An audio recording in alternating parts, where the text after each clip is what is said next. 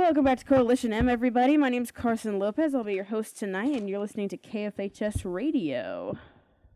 Woo! Woo! So I have with me in studio today Brad and Connor, and they're going to talk a little bit about some politics stuff. I haven't actually brought people in a while to talk about politics, so this is going to be fun. It's going to be nice and refreshing, for me anyway. Do you guys talk to a lot of people about politics, like family members, friends? Family members, yes. I mean, my family's a little bit split on some things, but obviously we all love each other and it's respectful. Right. But mostly friends constantly, but it doesn't like take over my life to talk about politics. Okay. Yeah, that's kind of like my thing is I'll talk to my dad about certain issues and then we'll sit there and agree, and then I'll go talk to one of my cousins and me and him will completely disagree on something, but at the end of the day, we still love each other, we're still family. Yeah. So that's great that you guys still talk to people who don't necessarily think what you think all the time. That's good. That's good. Majority of my friends don't think the way I do. Same. So that's good. I think that you don't really like hear about that a lot anymore, unfortunately, is people talking to people who actually don't necessarily not share the same values. I mean, that's true too, but just they don't really talk about it, and so like even if you are friends with a lot of people who are near the same opinions as you, there's always going to be those nuanced opinions where it's like, well, you don't agree on everything, and that's okay. But you don't like hear about people having those conversations a lot. I don't think anymore. You kind of hear the bad side of things. Yeah, you definitely you hear more of the.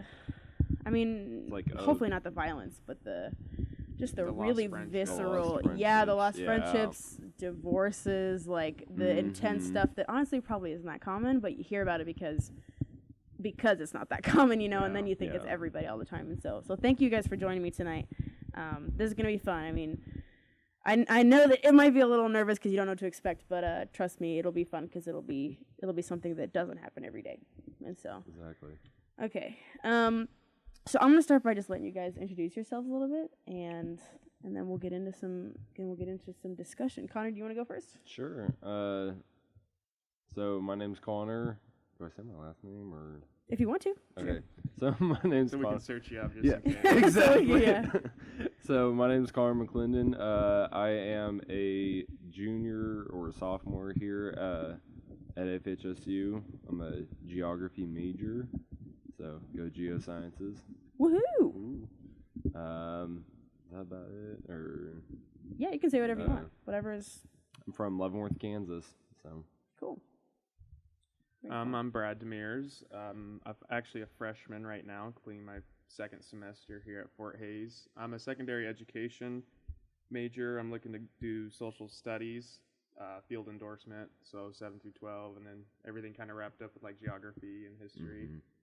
I'm involved right now in student government, Young Democrats. I'll probably show up here today sometime, and Hall Council. And I'm originally from Osceola, Nebraska, a little town of about 800 in eastern Nebraska. Cool, very cool. Is Leavenworth small or no? Well, like there's like Leavenworth, and then there's a small town just north of it, and I'm like from that area. Okay. So the town itself has got like, I'm probably doing it a disservice, but probably about 200-300 people in there. Okay. So I kind of say the same thing when people ask where I'm from. I say Wichita, but I'm technically from, like, I live in Andover, which is a suburb that's about 15 minutes outside of Wichita. So yeah. Cool. Well, I brought Brad and Connor on with me tonight to discuss guns and gun rights and gun laws and social opinions about it, and just thought processes, because so I'm pretty sure you two will disagree, which is good, but I also want to see where we can still find those common ground spots. I had a couple people on last Sunday, and one of them, do you guys know Megan Rust? Yeah. Megan Rust. I Okay. went to elementary school with her, actually. Really? Yep. Interesting. Cool. Well, I'm sure she'll love to listen to you now and being on my show too. That's pretty cool. Yeah. So I brought Megan on, and then I brought a guy named Derek on. And Megan is a feminist, and Derek, I guess he doesn't call himself this anymore, but he used to call himself a men's rights activist. And so those sound like two completely opposing views. Right? Mm-hmm. Two completely different schools of thought.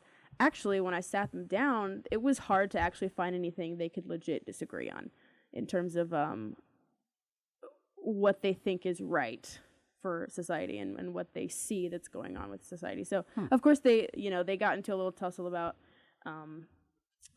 where society's problems come from. But for the most part, it really was not as uncomfortable as you would think it would be. And so don't be nervous about it. And definitely be as open and as honest as you can, because I want people to be able to listen to this and to be able to hear people who think like they do or who don't think like they do have a conversation about it, because a lot of people don't know how to do that. Yeah. And so that's kind of what this show is about, is helping people learn how to have an open dialogue. Exactly. Honestly, I think like sometime today, or like in today's society, people don't really want to have an open dialogue. They just want to sit there and say, "No, I'm right. This is how it is." And it seems like it's you can't sad. have a conversation with somebody who has opposing views and be respectful about exactly. It. And it's honestly kind of sad, because I think with politics and stuff is that you should be able to have an open dialogue. You should be debating. You should be doing all this, but absolutely, it's just kind of sad. yeah, and it's too bad, because these issues that we're talking about and that people want to talk about are important. it's you important. Should talk about it, and that's why there are these problems, is because nobody wants to talk about it. And so I told Connor before we actually started this that I have him on Facebook. I don't have Brad on Facebook. Or else I probably would have done the same thing. So I took some screenshots of a couple of memes that Connor shared it was a while ago. I don't even know if you'll remember. I don't even know if you'll remember when. It doesn't matter. But and just to get the ball rolling, and so I'm gonna ask you, Connor, first to explain what these memes mean to you. So I'm gonna let you do most of the talking, just so we can understand, and then we'll talk about it. Okay? And then we can get into the gun stuff, of course, the fun stuff, the fun gun stuff. Oh okay. Gosh. The memes will haunt you. I know. I actually have always. That's like how I pick who I want to come on my show. Sometimes I'll just say, oh, well, they seem to feel really strongly about this, because they share a lot of similar things about it, whether it's a meme or just a status or just a story, whatever. Yeah. So the first one that I saw is political correctness is a weapon used to silence people who tell the truth. So what does that mean to you? I think that, people, like, I understand people want to choose their words correctly and stuff. But if you're trying to describe somebody, like if you want to be politically correct and it doesn't do the justice of describing that person, then how do you describe them then? That's just kind of how I saw that meme. So it's more like kind of like we're now having a language police around with political correctness. Okay, so let's do some operational definitions. So what do you think political correctness is, just by itself? By itself, yeah. Oh Lord, I'm gonna maybe sugarcoating it. Yeah, a little bit. Yeah, just sugarcoating. Yeah, basically saying, oh, this is what this person is, but 20 years ago you shouldn't have said that because now it's offensive.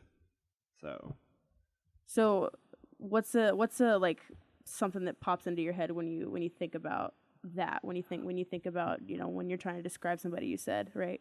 One thing that just came up is me and my dad were actually at IHOP one time, and he left his jacket inside, and he went back inside, and our waiter was black, and he goes up to the front desk or whatever and asks if he can get his jacket back, and the lady asked who is his waiter. So he says, oh, it was like some young black man or something like that. And she kind of looks back and she's like, oh, the African American guy. And I'm just like, and my dad was just kind of like, well, it's the same thing. I don't know. Like, personally, I don't know any African Americans or black men who prefer either one because I don't think they care. Mm-hmm. So it's just like, was the waitress or was the person your dad spoke to white? Was she white? I have no idea. Okay. I was gonna say it's been a little bit. He just told me about the story. Yeah. Okay. So that's just kind of how I view it and whatnot. Anything else that pops up in your mind, like when you think of political correctness being a problem, as you see it? Sometimes when politicians they say kind of vulgar things. Like, that's kind of where I start going, okay, you need to be a little bit more PC about it. You need to be a little bit more conscious about who you're talking about and what groups you're talking about. Do you think our president does that? Or do you mind his direct language? Sometimes I like it just because it's a little bit, and some people may agree or disagree with me on this, but I like it how it's a little bit more blunt and kind of like. So what's an example of that, of him just being blunt and like in a good way for you? I don't know yet. That's okay. Yeah, I'm not sure. Okay, so is it just it's okay if you can't think of a specific example, but just when he's talking about people or when he's talking about what's going on? I think it's kind of like what's going on. Okay. I mean, you like that it's about people, then it's where he needs to be a little bit more PC. Okay. Whatnot. So you like transparency. Yeah. Okay. I don't like it to be like kind of what Brad said earlier about something being sugar-coated. Okay. So you like to know what's going on, like even if it's it's a hard truth. I mean, it's a hard world out there. So yeah, for sure. Brad, what is your opinion of political correctness? Do you kind of agree with Connor? I tend to disagree on some things he said. I think I'd take it back to the president. Okay. Mm-hmm. And I believe the president of the United States is a leader, and a leader has to use correct language at all times. I don't think he has the right to insult people and bully people and make people look terrible on social media. I mean, what is that teaching children when they look at that? I just think a leader, even though it's not said in the Constitution that the president has to, act professional and use political correctness, which I think the president has to use that. And people that have power and that are higher up in status, I think should be using political correctness, because we're trying to live in a society now that we want to share love and affection towards people and be nice to people and treat others how you want to be treated. And when we don't use political correctness, you get the exact opposite. We just get people bullying each other and acting like idiots, I think, sometimes. So what is political correctness to you? I think it is sugarcoating it a little bit, but we're just trying to not hurt feelings. I mean, I don't always use political correctness, but I know that sometimes people's feelings get hurt, and that really does affect people. So what's an example of that? Of political correctness? Mm-hmm. Of it protecting someone from being harmed like that. So instead of saying somebody's a retard, which some people do say they have mental issues or they're just not thinking correctly. I mean, that's really offensive, and even though that's not the correct term, but some people think it's the correct term, it's not politically correct. Okay. So it's kind of there as a guard just to treat people with respect. I mean, we know they have issues, and people have issues, but it's so demeaning to just label it as one thing, and it's just offensive, I think, sometimes. Yeah. I can somewhat agree on that, too. But I do agree on some of your points, too. Yeah. Sometimes it's a little too much. Yeah. I can't think of an exact example of it being too much, but I've seen it where it's just like, okay, we're going a little too far. Yeah, but it's like sometimes with political correctness, I can see that sometimes it's like when they talk or speak, it's like we live in this big, imaginary world where everything is going to be great and fine, when the way I've seen it and the life that I've lived, the world's not a sweet and protecting place. And you think political correctness tries to make it that way? Yeah. I think a little bit it does, but at the same time, kind of like what Brian was saying earlier about, talking with people who, do have mental disabilities or issues, you don't call them retards. Like me personally, I don't like it whenever I see someone call, someone else a retard or other vulgar words that I prefer not to say. So it, I think sometimes it's needed, and I think sometimes it's not. Okay. So I'm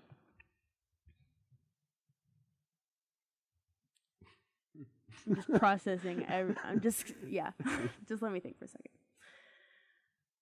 So, what do you think about political correctness when it comes to gender?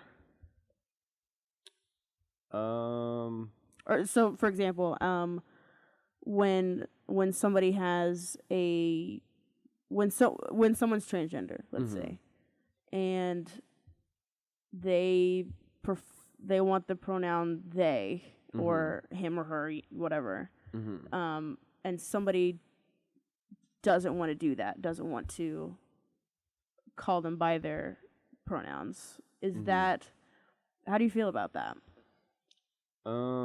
It's technically, it's political correctness. It is political correctness, okay, so what do you think about that?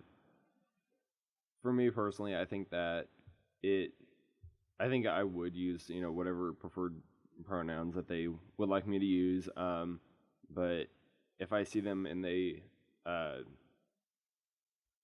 if that individual appears to be, portraying female, I would use the her, she, her, I can't even think of the others, but the feminine pronoun. But, if they would reverse that and say, hey, no, I use the they, them pronouns, I would use that. I mean, just out of respect, if I was just talking on one-on-one. I mean, that's kind of my 2 cents. Yeah. So what do you think about people who just won't? I think it's kind of sad. Sad? And disrespectful. Yeah. I'll kind of vouch for the people who don't. This is just maybe some rationale behind that. It's confusing to people and to keep track of things, and it might be even offensive to ask, what gender are you, so I could use, but I know you can use those, but it's confusing to some people. Yeah. They just prefer for the easy way out and just label. But yeah, I totally understand using political correctness for that. Yeah. So if people were to not say, maybe not call it political correctness, just respect for other people, do you think you'd be more for it? I think it would be, because I think it's just like the wording. Yeah. It churns my stomach a little. Like, well, I think when you talk about politics, is people would just completely shut off. And I think that's a little bit what I do when I hear political correctness, like the word. Yeah. It's kind of like I automatically kind of shut off from it, but like I'm trying not to do that. Yeah. But if someone were to say, just to speak about others or to speak to others with respect, you'd be like, yeah, absolutely. Yeah. Okay. I mean, I think that's what we're all taught is, you treat others with respect. Right. Treat others how you want to be treated. Right. So it's not necessarily the concept of political correctness you don't like. It's the abuse of it. It's like when people are trying to control what other people are saying. Okay. Yeah. So with the whole Black versus African American thing, I know that there are some who actually do prefer one over the other. Oh, yeah, but I know more people who don't. It's the same meaning. It doesn't matter. And it makes me wonder, why it makes me wonder, like, why, like why one is.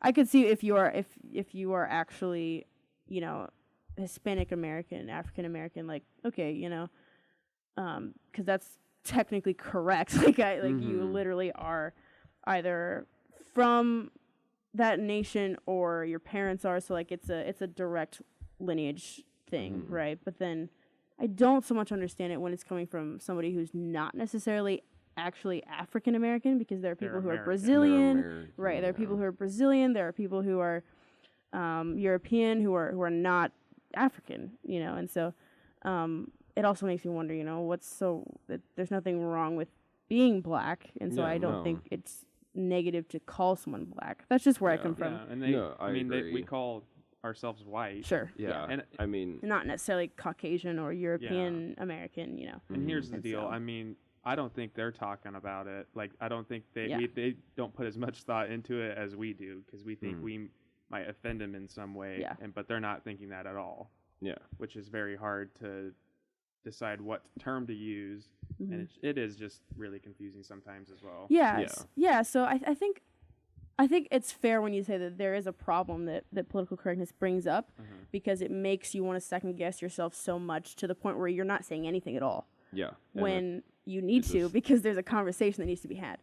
And so I can absolutely understand, Connor, where you come from when you say that some political correctness can go too far with some people. Yeah. Especially when the line is being drawn further and further back.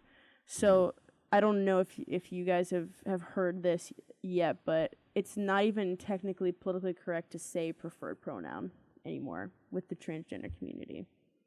Have you guys? I did not know that. I haven't heard that. Yeah. That's why I kind of said that, because that's what I've always been.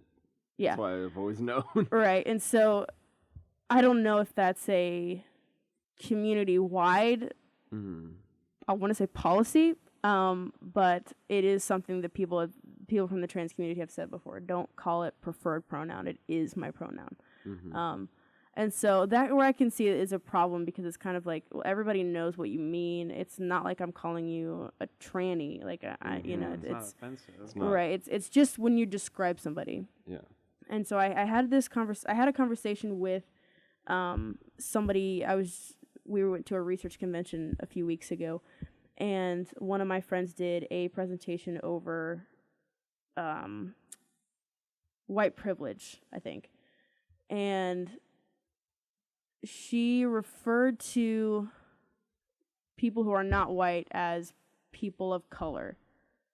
Yes, she referred to people who are not white as people of color.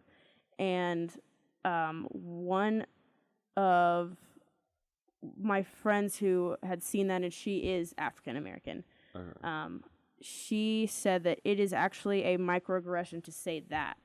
Are you guys familiar with the term microaggression? Yeah. You're familiar with that term? Okay, good. Just wondering in case I'd have to explain it, which is fine if I do. So anything we say, like anything, if I say anything you don't get what I'm saying, just I can explain it to you. I don't want us to be not on the same page. And so her and I had a discussion about that, and I was like, you know, I don't think when you're just describing a group of people who are not white, and you're not, but it's not just saying just black or just Hispanic or just Asian. It's everybody of color, so Filipino, like everybody. Okay, I was like, who's she speaking about when she So said it's- people of yeah, color? it's everybody. Is that Everybody. everyone that's Everybody who's not non-white? white. Yeah. And But- so White's a color. White's right, yeah. Yeah, I know. And so she used it to describe my friend who did the presentation anyway, used it to describe people who are not white. Okay. And so my friend who is African American and I had a conversation about, is that a microaggression to say people of color when you're referring to people who aren't Caucasian, basically. And so what do you guys think about that? I don't think you should ever use that term. That term is outdated. It stopped in the 60s, 70s, hopefully 80s it stopped.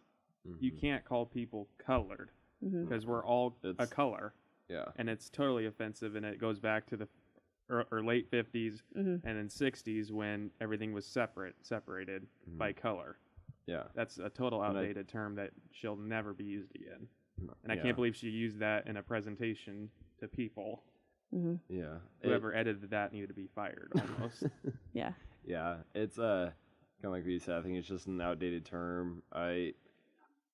Even back home, I still hear some people say people of color, and yeah, I just don't understand it.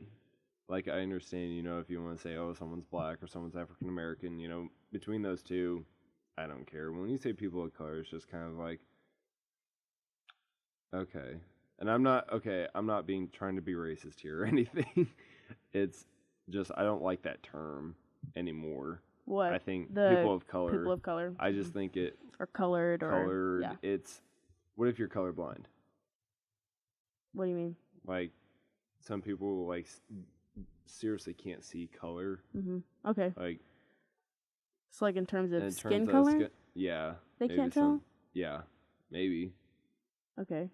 I mean, one of my friends is colorblind, so. He can't, like, see skin color either? I mean. Or he No, he can, but it's more of like, I don't see color when I look at a person. Okay. Type of thing. Okay. Like, if I see an African American, all I see is just a person. Right. I don't care if you're black, white, Asian, Hispanic. Mm-hmm. Just be a good person. Yeah. Are you going to say something? Yeah, I was just going to say, it does truly shock me that people do still use that term. Because in the 60s, Dr. King, I went to the Fort Hays, they had a viewing of his secret videos, like a home interview with Dr. King. Really? Yeah, and only about 2,000 people have ever laid eyes on that. And this guy found this film, he was like 90 years old now, and he found this film he made in the 60s, and it was the only one ever made. And so he's showing that around campus. So anyway, my point was, in the video, somebody asked him, they were talking about colors, and Dr. King stopped him and said, just call us blacks. Like, that was the start of it. Mm-hmm. Was that term ended then. Mm-hmm. And so it just shocks me to see people still using that term. And I don't think, even when people are old, I don't think that's an excuse. Mm-hmm. Like, because I'm changing my views constantly. I'm changing the terms I'm using. I'm not keeping terms that were maybe possibly racist 10 years ago and continue to use them. But I think some people use that as an excuse when they grow older that, oh, that's just the way how things were, and so we're just going to continue to use that term. Sure. Well, I think even like with the older generations, it's kind of hard for them to like switch, like their language then is so ingrained for so long. And I'm not trying to like back them up or anything. I think that it's been ingrained for so long that it's so difficult for them to switch, just a few words around when they're talking. So I'm just like, I understand where that's, but yeah. So this is where it gets a little tricky, because when people say, I don't know, do you guys know who Trevor Noah is? No. Or Tommy Lauren? Yes. Tommy Lauren? No. You don't know who Tommy Lauren is? Okay. It doesn't matter.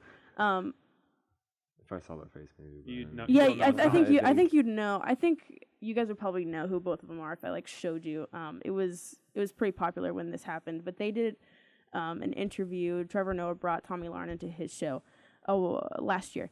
And so they debated a little bit about the same thing that we're talking about right now. And when she said, I'm not racist, I don't see color, he paused. And here's why. So when people say, I don't see color when they look at anybody, the problem is, and this is what people who actually are not white will bring this, why I'm bringing this up. The problem is there's a whole culture that is still ingrained in that person that does come from race. And so when people say, I don't see color, they can sometimes feel like you're kind of erasing that part of them that is their race, that is their culture, that is where they come from. You know what I mean? What do you guys think about that? Well, I guess I'm learning kind of like about this in psychology. We tend to group with people that are like us and that have the same views as us, and possibly even the same color of skin. So when you take that away from somebody, that is, I can kind of understand where they're coming from, because it's kind of your culture and your history and all the people that you've been around. It is a little bit weird to say that. Yeah. And so it's not to say that it's racist to say I don't see color. No. It's just to say, you don't have to go that far. Yeah. You can still see differences in me and you. Yeah. But the problem is, just don't treat me inferior to you because of it. I think that's kind of like what Tommy was saying, kind of like what I just said, that it's not, I'm not degrading you whenever I say I don't see color. It's just, that's such a minimalistic part of your whole person. Yeah. So I want to judge you on your character, how you treat others. I don't judge you on your skin color. Right. Which is a good thing. Background. Right. Or anything like that. Which is necessary to, have these relationships with people who aren't like you. But it's just kind of a cautionary is just when people say, what do you mean you don't see color? Like, what his response to that was, what do you do at a traffic stop? But which is kind of a funny dig at that. But the point is, it's okay if you do. It's okay if you do see that I'm not white, that I am Hispanic. It's okay if you do see my friend Jaren, who is black, and you are not. It's okay to see that. Yeah. It's just not okay when you start treating them like they're alien or like they're second-class less. citizens. Or just seeing them as stereotypes is where the problem comes in. Not necessarily that they're not the same color as you. Just that it doesn't, even though they are, it doesn't mean anything. Right. And so, cool. Any last words on that political correctness? I'm sure it'll come up again, and that's fine. Oh, yeah. No. But we can move on to the second one, which is more about oh, Lord. guns. It'll be good. Okay. I still probably don't remember these. Okay. I have no problem with strict background checks for guns after we do the same for immigration and voter ID. So what does that mean to you, Connor? We'll let Connor talk, and then you definitely will. But the way that I kind of see that is that, if you're going to come into the United States, into essentially everyone that lives here, into our house, you kind of want to have an idea of who that person is. Because you want to have just any stranger just walk right into your house. I'm pretty sure we do. We still people have do. this thing. Okay, people thought in the Obama era that we just let people walk right into the United States with no sort of anything, which obviously is completely false. Trump has stated that multiple times, and that is completely false claim. They've obviously do background checks and make sure they're not felonies or have criminal backgrounds. Yes, have criminal backgrounds that are extensive. You know what I mean? Yeah. I think I saw something, was it just a few days ago, that said that our immigration is like at its all-time low from the southern border, I think. Yeah. Like it's dropped within, I think, 2008, significantly low. So I think Trump stating that he's going to build a wall has scared some people away, and also Trump has threatened sending federal troops to the border. I read an article that said he was threatening to do that. I don't know if he actually did it, but that'd be a huge step, because would be the first time in American history that federal troops would be sent down to guard the borders, which is a big step in Trump's immigration policy, I suppose. So what is the correlation for you between immigration guns and exactly. Kind of like what I said, you don't want anyone just coming into your house. You don't want just anyone buying a gun. And voters, you want to know who's voting and everything. So do you think voter fraud is a big deal? Oh yeah, it's a big problem. I think, or it's a big deal, but do you think it's a big problem in our country right now that it's happening a lot? Because of course it's important. I really don't. But I don't know a whole lot about voter fraud. Okay. So I think the majority of that, meme and stuff was majority of the immigration part that I was more concerned about than anything. So with the guns. Right. So are you in favor of strict background checks? Yes. Okay. Yes. And so when you learn and hear people talking about immigration, do you ever hear people speak from experience of having to wait for up to like 7 to 20 years for citizenship? And things like that? I still hear about that, and I empathize and stuff.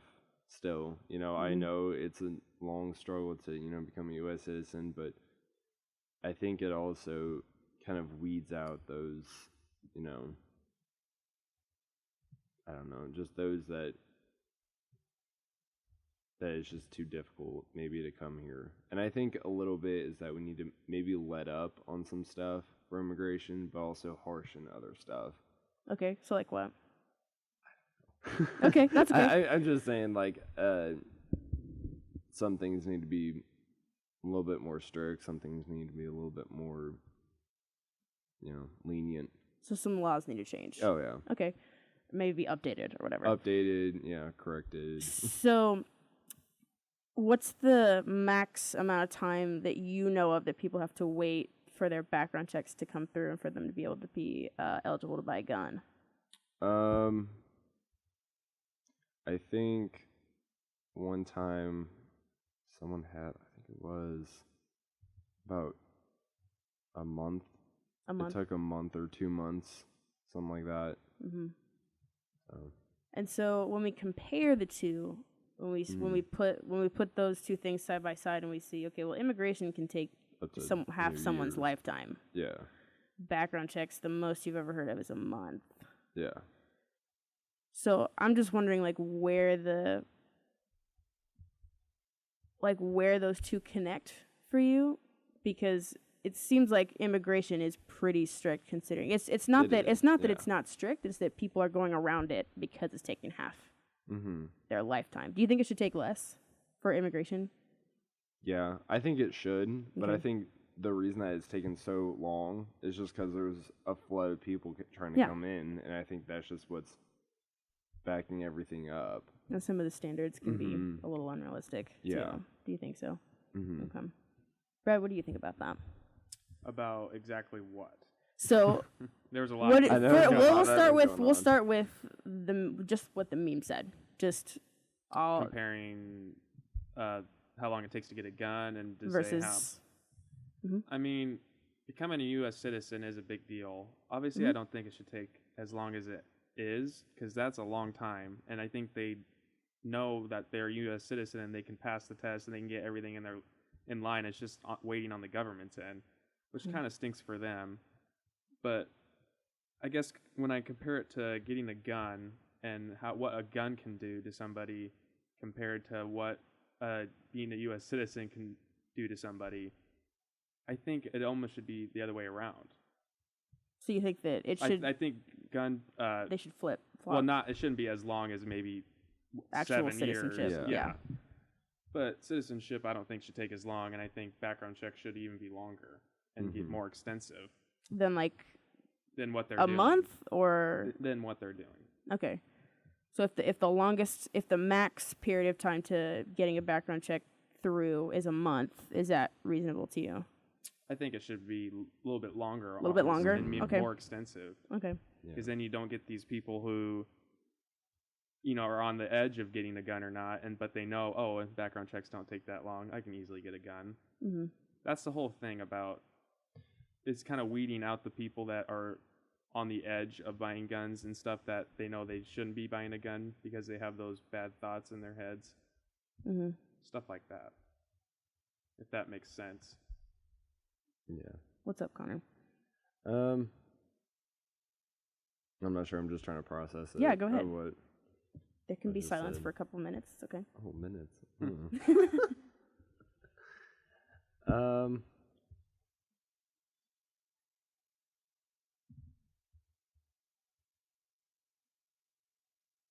I don't know. My thoughts are just going. Yeah, that's okay. I can't put words out. So, is your family a big gun supporters? Or are they more for strict? I mean, you can be both. I mean, but I think we don't talk about guns and stuff. Okay. But, I mean... What about you yourself? Me and myself, oh, yeah. Like, when I was growing up, yes, we had guns in the house. Okay. Yes, I would go shooting with a couple of friends, and everything. It wasn't a big deal. Mm-hmm. What about you, Brad? We have, I'm going to say a 22, but that's not really a big gun. But this is my kind of thinking towards that issue. I'm an American. I'm a true American. I believe in the government. I believe that my tax dollars are going to protect me. That's going to pay for the police. They will protect me. Mm-hmm. And so when I hear some of these people's arguments about being true Americans, we need all these guns, we need all this, some of them think that I've talked to, that the government is going to, the reason they have guns is because the government one day will come in and try to take them, or there'll be some sort of communist regime and people are going to be shooting the citizens of the United States. Rebel. But they're true Americans. But they honestly do not have trust in the government. Oh. No, okay. I think that distrust is just coming from the past. I mean, coming with those... What past, exactly? talking about, the Watergate issue, Well, I mean, just like, I'm just saying, like, the distrust, because, we voted for, say, this president, not saying our current president, but, like, any president that we've had, and they say they're going to do this, we put all of our time and money into that, but then we get the flip-flop of that, the other side, and when nothing gets done or whatever. I think that's what a little bit of that comes from. I don't think you can use that as your rationale for, like, having to own an AR-15 to protect yourself from a president. You know what I mean? I just think some weapons, I'm just going to get right into it. I just think maybe the AR-15 should be a gun that citizens of the United States should not own. And I think law enforcement should, and the military should. And I know that's probably never going to happen, but there's a reason why the AR-15 has been associated with like 7 of the 10 mass shootings in America. I just think when I throw that fact at somebody and they go, oh yeah, well that's kind of crazy. But then they throw the argument back at me that's saying, well, if you ban it, people can still get it. And I don't think that's an also rational thought, because you can't tell me that we got to at least make it harder. You know what I mean? You just can't sit here and be like, oh, well, they can maybe get it, so maybe we shouldn't do anything. I mean, that's like, marijuana is illegal in Kansas. Yeah. Just the other day was 420, and I know somebody that was arrested. I think, drugs, it's just a black market. You can easily go find somebody, buy it, and then be done. I think with the AR-15, it'll be the same thing, or any banned gun. They'll just scratch off the serial number on there, and it's a ghost weapon at this point. Yeah, so let's talk about that. This is a dichotomy people bring up a lot: guns versus drugs, and illegal or making it legal or whatnot. Yeah. So, every time there's a mass shooting or there's an incident with a gun, even if it's not a mass shooting, if it's just an incident, these laws come up where it's like, well, if you make them super strict on the laws, they're still going to be around. And then people bring up, well, with drugs. I knew I knew I was going to say something like this. Yeah, no. And I was like, good, say it. Like, because these conversations are exactly what are happening right now anyway, so it's okay. This is what people usually compare the two with, guns and drugs. Yeah. Because because everybody can look at those two and say those are both consequentially bad with what they do to people, right? Yep. So my question is, how are they not the same? Do you guys think? I don't think they're the same, because guns, I think guns and, let's just say marijuana. Okay. Guns are more deadly than marijuana, and I hope facts can back that up, and I believe they can. And I think marijuana causes some bad effects if you supposedly were going to get in a car and drive, and you could crash or kill somebody, but maybe make some irrational decisions. But guns do kill more people, obviously. I'm pretty sure I'm correct on that. So that's obviously a big difference when you think you want to compare guns and drugs. Real quick, Brad, what do you think about just the lawful? Do you think nobody should own a gun, or just lawful gun owners? Or I am a big believer in the Second Amendment. People think I'm not. I think people should own guns, but I think it comes down to me with the AR-15. That's where I cut it off. Okay. Just because, certain kinds of guns. Because that's so easy for people to get, and then you can people say it's not automatic, but they make it automatic. They put bump stocks on it. They make modifications so it can fire a lot of rounds in a lot of seconds, which can kill a mass amount of people in a certain area. Like the Las Vegas shooting killed 58 easily from a hotel window. Parkland shooting went into a school, killed 17. You can't make that argument that a pistol would kill that many people compared to the AR-15. Okay. That's my thoughts. Okay. Thanks for clarifying. So the two, do you think the gun and drug issue is pretty similar, or do you think you see some differences? I think they are pretty similar, just in the fact that you can, even today with, all of our, I don't want to say strict, but I think they are strict, pretty good gun laws right now. You can still go on the black market, get an illegal gun, with the serial number scratched off, and like I said earlier, it's a ghost gun. Mm-hmm. So basically, nobody knows you have it. It's not registered or anything. But we have to make it harder for the normal people to get. The Las Vegas gunman, nobody really knew that he had some issues, and he easily got that gun. I mean, if we made it hard, and even if you say the black market, and people are thinking about getting that gun, but they have to go through all these hoops to get it, that gives you more time to think, ooh, do I really want to do this? I don't think I should do this. Other than having this rational thought, I'm going to do this, I'll go get a gun. The Parkland shooter was on the FBI's list, though. Yeah. That is the one that is the kind of outlier of that. Yeah. And so, I mean, the real question is what will actually fix this? I think we should have a mandatory, like, if you buy a gun, you still go through that background check, you still pay all those bills, but I think you also should federally be enforced that you have to take a certain, like, a gun class. Like, you learn how to use a gun, you learn all the different parts, take it apart, put it back together, kind of like what the military does, do that consistently so you know what your gun is, and you know the ins and outs of it. So you know how to use it properly. So then you wouldn't agree with the Kansas legislature where it's like you don't even have to take a class, you can just get it. Yeah, I'm not for that at all. Okay. Because that's dangerous. Yeah. Because I think you still have people with mental health issues, which I think you also should take a psychiatric test when you buy a gun so that you know you're in the right stance. I don't know if that's like implemented right now, because I don't have a gun, I haven't bought any, so I don't know what goes through that. But I think that should be something on top of the mandatory class that you have to take. I think those should be implemented. Like within the background checks? Within the background checks and everything else like that. Okay. Because I think that would make it kind of harder for people to get guns, the people with the mental health issues and everything like that. Good.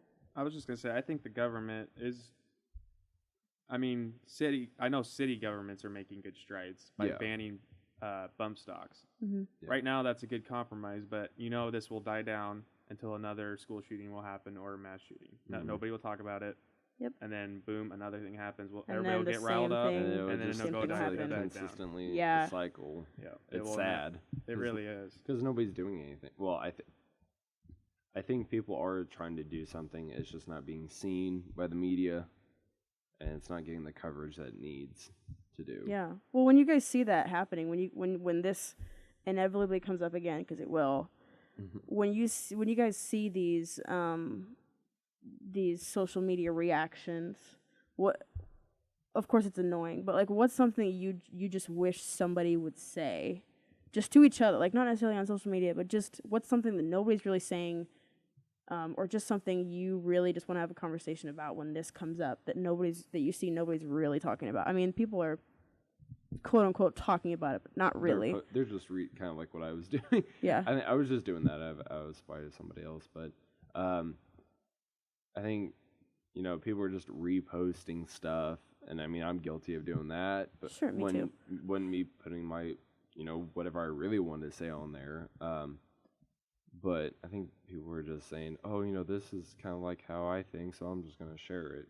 That's kind of... It's hard not to. Me biting my own foot or something like that, so... Well, yeah, when it's hard when you see... I think memes are more extreme than the actual person behind it is, usually. Do you think that's maybe true, Brad? Because I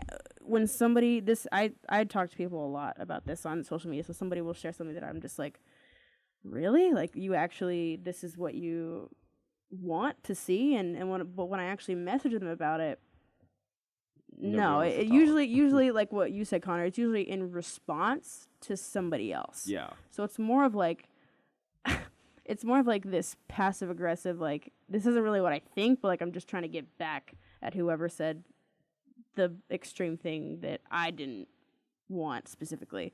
And so I find that you get way more done when you just message the person individually, because then there's no audience, first of all. And so they're not looking to be the one who gets the smartest comment or the funniest comeback, and so usually it'll just be something like this. It'll just be like what we're doing right now, which is just, well, I see that argument, here's my response to it.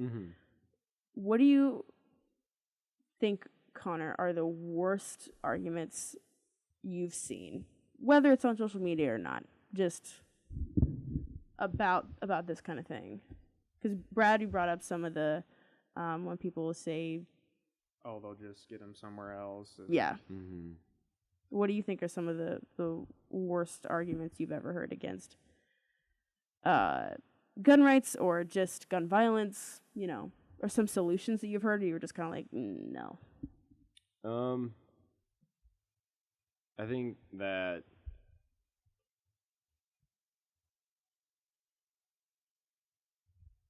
I'm not really sure on any of them. Because I always try to listen with an open mind, and I think a majority of the time I do. I try to. I don't know if it comes off like that or anything, but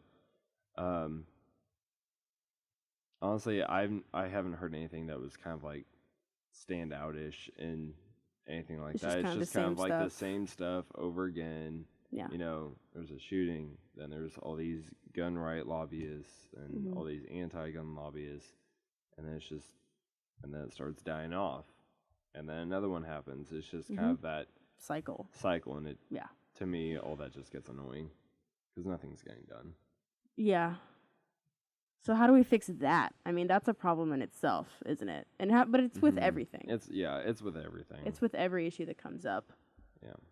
It's just the gun thing happens. It's just more explosive, frequent. I think, just because it's people dying. So I don't know. I think what we're talking about right now is kind of when Brad mentions, well, how do we fix this? Well, stricter gun laws. Well, but they can still get it. Well, we should still make it illegal. Well, but they'll still be able to get it. And so I don't think that should stop the conversation. No, I don't think it should either. But I just think people are dying, so I don't think it's rational to say we can't just sit here and do nothing. Yeah. I don't understand when people say, "Oh, they'll still get it." Okay, we'll just sit here and do nothing and wait for another one to happen. Right. What? You have to have some sort of something. So I think what generally comes up in response to that is, well, we will take care of the mentally ill more, right? Which is interesting because I like how it always falls back on those people. Mentally ill. Yeah. Which psychology class are you taking, Brad? It's general psychology. General. Okay. I was wondering if it was abnormal because this comes up a lot in that class too, it's a gen ed too. But what I think when people bring up mental illnesses, it's not smart or appropriate to diagnose someone, a stranger in particular, especially if you're not an actual psychologist or psychiatrist, with a mental illness. And so there's that problem. And then there's the problem of, well, were they actually mentally ill or did they have a personality disorder? And the difference is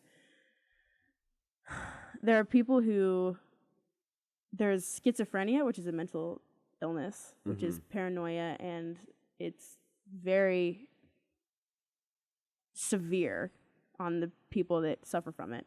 And then there's psychopathy, where you don't feel empathy for anybody else. Didn't know that. That's not a mental illness. So the problem is, what happens when somebody who shoots up a school can't be diagnosed with an actual mental illness, and then you're stuck with, well, it's just them. Because where I come from is, I don't think it's a mental illness problem. I think that any of us are capable of it, which is super scary, and I know nobody wants to say that or wants to talk about it but I think it's true. Yeah, it's. Do you guys think that it's a mental illness problem or more of just a individual problem? You can go, Connor. I was just gonna say, I think it's just an individual problem. Individual problem? Yeah. More so than mental illness? I think it's more so than mental illness. I think people just, when they just kind of lump the two together because it's just easier. And it's something to blame. It's someone and something to blame on. Right. It's kind of like when you talk about, again, talking about mental illness, when you talk about depression, people, and then it's usually when you see something about depression, usually there's anxiety right next to it. Yeah. Sometimes they're smack dab in the same person. Sometimes they're two totally different things in a person. So I think it's just kind of depends on the person. Which makes it stickier. Oh, yeah. Because then it's like, well, if it's not something as easy as just, well, it's just mentally ill people, like, what are you going to do? No, these are individuals who, first of all, had access and access to the wrong gun, so not just a pistol, like what Brad was saying earlier, but AR-15s, automatics, and then also access to the people. So I've heard people, I don't know if you guys have heard this yet. Some people have been talking about something as simple as metal detectors in schools. But then the problem is then it becomes kind of like a prison where it's like you have guards everywhere, like, and now we're at this point in our society where our schools need to be just as heavily not armed but protected, guarded as prisons do. But do you think that could be a real solution? Well, some people bring up the argument of arming teachers, which is awful. That's right. Because first of all, they're doing enough already, and they're paid. I mean, now you're hearing the movement about them becoming paid more, and myself becoming a teacher, I don't want myself armed, just because accidents can happen in the classroom. But I am a fan of maybe getting a guard in the school, or maybe arming one administrator, or having a cabinet in the administrator's office just with a gun, just for safety reasons, but a trusted administrator. No teacher that could go crazy about a student and shoot a student. Stuff like that. And going back on to the mental illness thing real quick, I have a really cool article. Yeah, good. And it says databases that track gun homicides, such as the National Center for Health Statistics, show that fewer than 5% of the 120,000 gun-related killings in the United States between 2001 and 2010 were by people diagnosed with mental illness. So less than 5%. Yeah, exactly. So it's just not fair to say it's a mental illness issue. And I think that, and I don't know if people who say that actually believe that, or if they're just trying to say that so that we'll shut up and not want to talk about it anymore. Because if you just say, oh, well, it's people who aren't like us, then you can just kind of, like what you were saying, you can just kind of push it onto this problem that we can blame. Yeah. But it's not that simple. It's not, no. So thanks for sharing that article. And so now that we know, okay, it's not a mental illness issue, sure, people are still going to be able to get them, whether it's black market or, you know what else is a problem? Other states don't have the same laws. Yeah. And so if they're not getting it from their state because they can't, who are they getting it from? Borders and go to another. Exactly. Yep. So, Connor, do you think that if it was like a nationwide thing, that would help? Or would it mitigate the problem a little bit? I mean, it might. It might? It might. Would you be open to that? Yeah. Yeah. If there was a politician running and wanting to legislate that, would you think about okay. Yeah. Or a president, top of other issues. Yeah. But I think it also, and I'm not trying to like protect anyone else, but I think that it would almost be stepping on, like, making our government a little bit too big. Okay. At the same point. Yeah.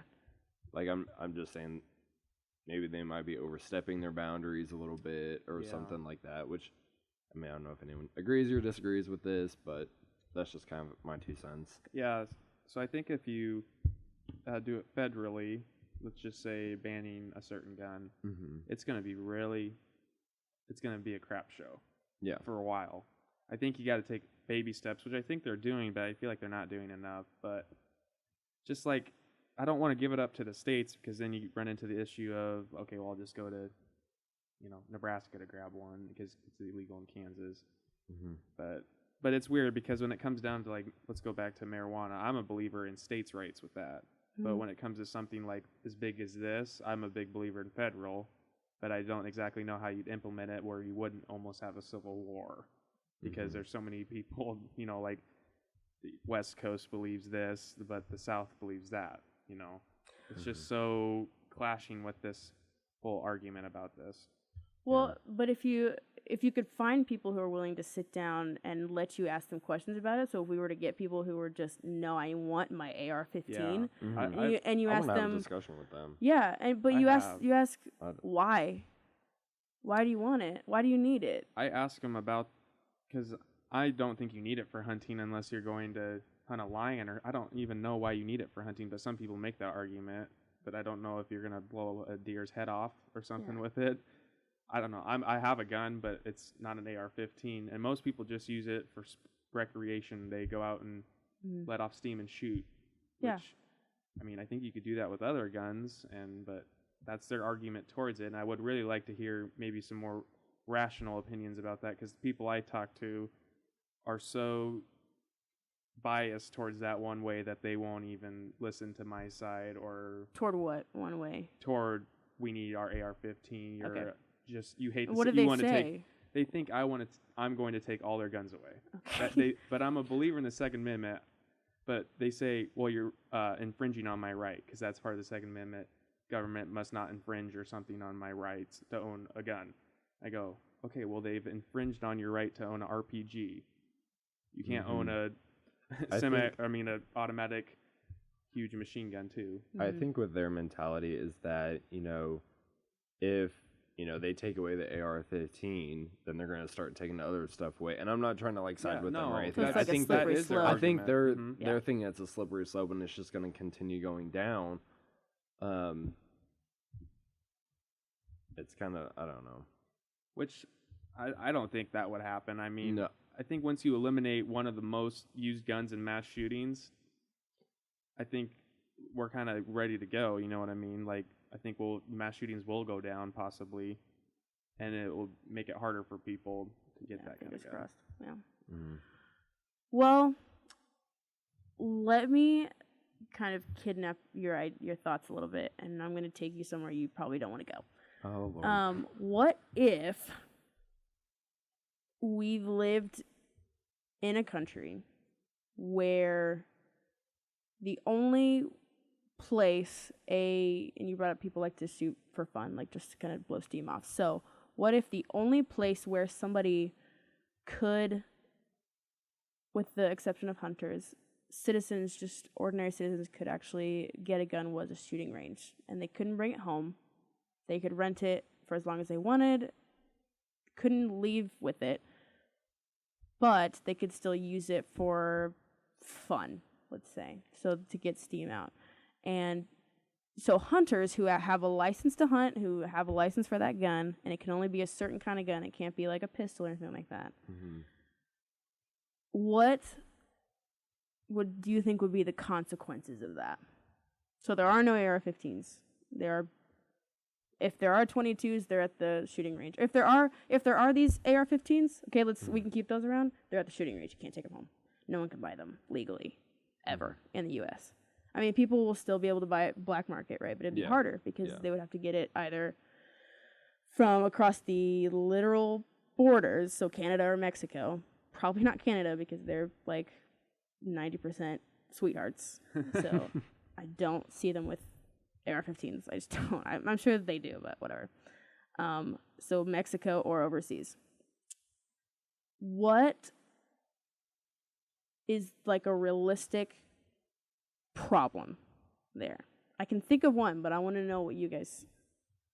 big problem would be cost to make all these centers for steam relief almost. Most people wouldn't buy into that. I don't know who would be in charge of that. Would the government have to make those? Would the cities? States. Yeah, state. Private business owners would have to make. Yeah, And who would do it is another big problem.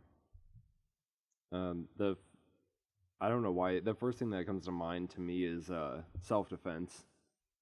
like, you have a person that comes into your house and they have not a gun because, theoretically saying that, all guns are banned, only at these certain places you can get them, but, they come in with a baseball bat, a sledgehammer, or something, some other weapon. Mm-hmm.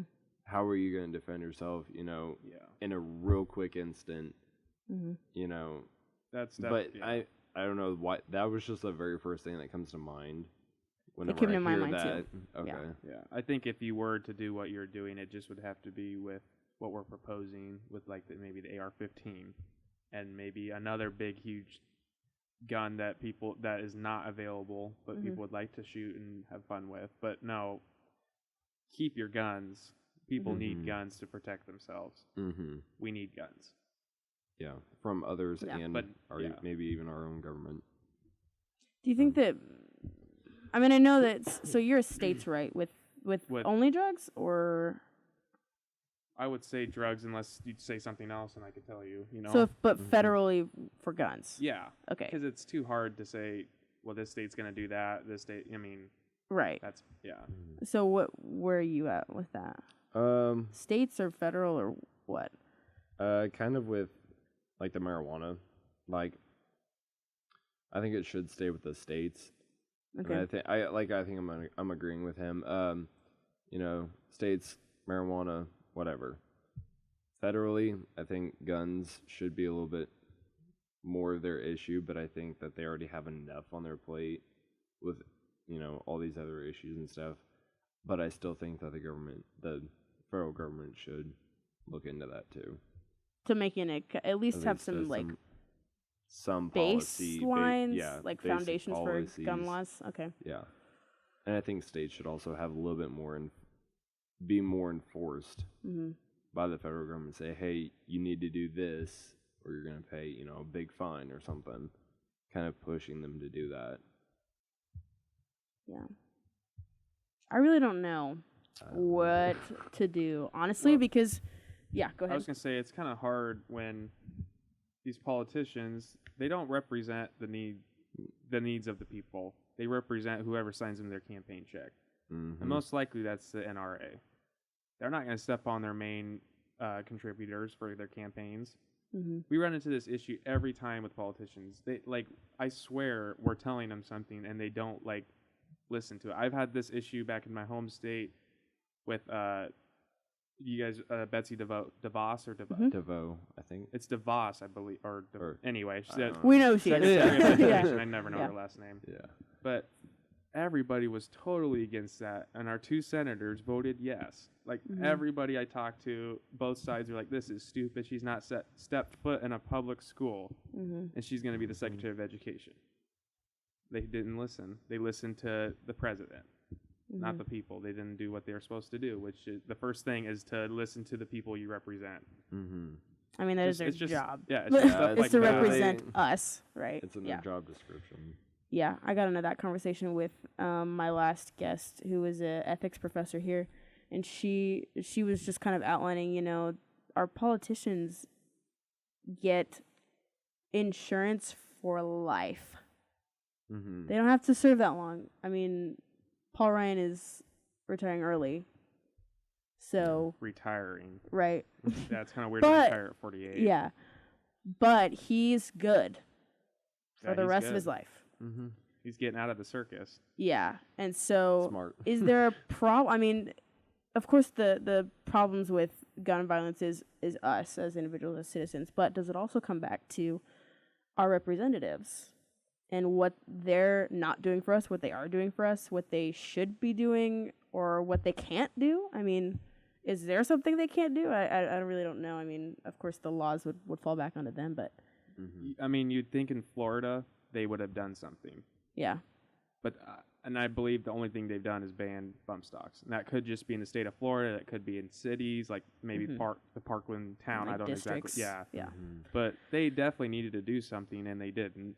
And the whole state was calling for something, and they did not listen, and they did not do a thing. Unless maybe the whole state did ban bump stocks, but I'd have to look more into that.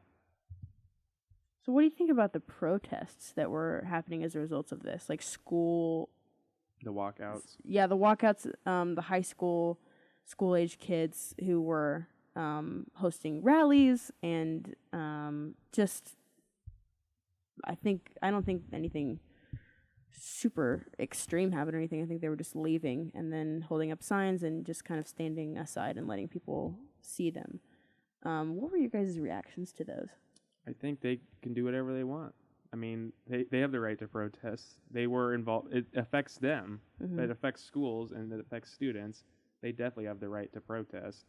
And I think that anybody that I see comments on Facebook all the time that say, "Get back in school" or blah blah. I'm like, what? People are dying in schools, mm-hmm. and they're protesting that. Especially the people in Florida, like they march to the Capitol, and they have every right to do so. They've been affected by this. They want to change. They can do this. Okay. Yeah, I think also that some of the things that I've seen on social media and as well as the news mm-hmm. is that, and I think the reason people say, get back in school, blah, blah, blah, is that some social media and some of the media has there's been like a negative context kind of added to it, the way that I've seen some to of the protests? Some of the protests okay. that they're being like rowdy, being disrespectful to their schools and all this other stuff. I don't really have an opinion on the walkouts. I think it's good if it's a silent walkout, but some of the stuff that I've seen, it's been them chanting and marching and stuff, and sometimes it's been disrespectful to buildings. I've seen some that were, damaged or whatever. Like vandalizing? Mm-hmm. Like with spray paint or something like that. Okay. So, silent protests or mm-hmm. like you don't like chants? You don't think those are good ideas at all? I think I'm not sure. Yeah, but just I like silent protests more because to me it seems to be a little bit more direct. Okay. And it seems to work a little bit more. I've seen it happen more. So. Okay. I feel like if we tell students they have to silently protest, we're silencing their voice. Yeah. Like, I would, if I was involved in a protest, I would shout and do the chants mm-hmm. just because that's who I am. But I don't think we should control students as much as we do on this kind of issue. I mean, like, it's not like they're walking out every day of the year. Yeah. It was like mm-hmm. maybe one or 2 days. Yeah. And it was like 17 minutes to honor the victims or 18 minutes to honor the victims of the Parkland shooting. Yeah. And people lost their minds acting like they burnt down the school mm-hmm. and they weren't returning. Just stuff like that. Where does that come from? Why do people get so upset about that? About people protesting? Anything? I don't know. I think it might just draw attention to, something that they don't want to talk about. Yeah. Have you guys heard of the walk up, not out argument? It's not really an argument. It's more of like a, no? Walk up. You want to explain? That sounds familiar. So it was like a suggestion to do instead. It was like a okay. I don't know if it was an argument, but it was like a counter movement. For the bullying. For the bullying. Yeah. So the premise behind it was, don't leave the school, just be nicer to your classmates, basically. Is this familiar to you? Yeah, no. Okay. Yeah. So what do you guys know about that so far, or what did you think about it? Well, school bullying is a big deal. It's mm-hmm. more of a deal now because people's feelings are out there. People are talking to more people about their feelings. I think way back when people, it was worse back then. And that's another thing that, like, people say it's, the good old days. Mm-hmm. No, those weren't that good. People were silently protesting, walking down a bridge. Let's just take Selma for an example. And police people would beat them down with bats and shoot them. Mm-hmm. I mean, no, this is way better times now, but people tend to do that argument, it's, whatever. But anyway, when it comes down to bullying, I suppose, like, people, when they talk more about their feelings, it's more out there. And so when people get bullied, it's I think it affects them more than it was when people just would hold it inside them. I don't know, when they talk to more people, it seems like I just think it's more of an effect now than it was back then. Bullying. Well, I think I don't know with cyber as well. Yeah, I was just getting ready to talk about that. I think that now in today's society, I think that with all of our social media, all of our technology, I think it's a little bit worse than what it was back then. Just in the fact that you have an audience, like you have 300 followers on Instagram or something, and you post a funny picture of a friend, and you thought it was funny, but the friend didn't, and essentially that's bullying. And so now it's out there and on the web, and everyone can see it, and you can hide, and you can try to hide and stuff, but I just don't think that. I think it's worse. I agree with you on the whole social media cyberbullying, because you can hide behind a wall and do that. So you're right, it is worse with that aspect, but with like physical and emotional, I think it was way worse back then, but it's just now an issue because we have more media coverage about it. Yeah. And we have more movements about it. I think now it's just more of a psychological bullying. Yeah. And it's sad. And this is another, so people would always be like, oh, the president in the 60s or in 50s, they were great, they're awesome. Well, yeah, there was no media coverage on them. That's just how it is. We basically live in the president's house. Yeah. We know everything that's going on. We know about everything. So it's just, the whole media thing has just completely gone crazy about everything, which is good and bad. I like to be informed. I like to know what's going on, but it also really upsets me because I know everything, and some of it's terrible. Disturbing. And some of the stuff that back in the day that they covered up made people look better, and it's made our country even stronger. And now that is seeming to make our country weaker sometimes. Yeah, that's a good point. So do you guys think that the walk up not out held some water?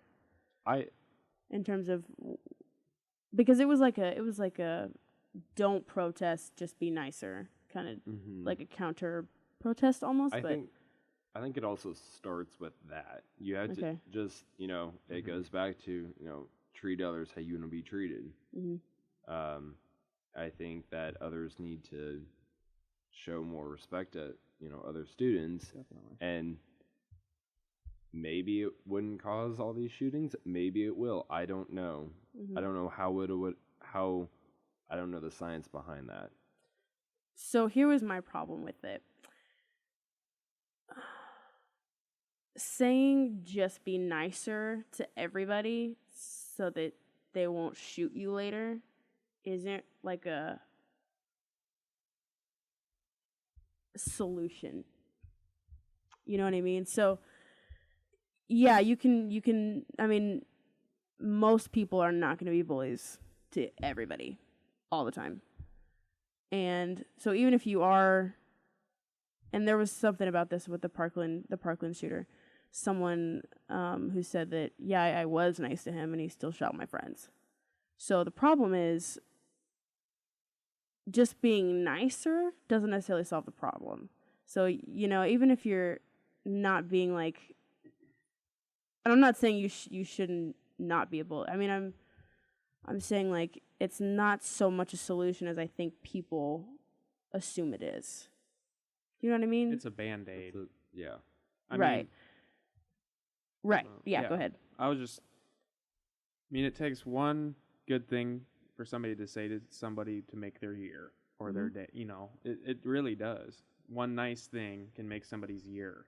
And I think if we actually have that mentality in our heads and think that the more nice we are to somebody, the better off chances they're going to be great people back. And then think about their thoughts when they're like, oh, no, these people really are nice to me. They care about me. I don't know why I'm having these thoughts. I should go talk to somebody about my thoughts instead of maybe that one bad time when nobody's talking to them and everybody knows they're the social outcast, so nobody talks to them, and people are bullying that person. That could lead to some bad things. Well, I know, like from a personal experience back home, back in high school, we had one student who was bullied quite a bit, and I always try to stand up for him and try to be nice to him and stuff. Well, there was this other student. I'll say student 1 is the getting bullied. Student 2 is the one being bullying. Okay. Well, So both these students were on the bus.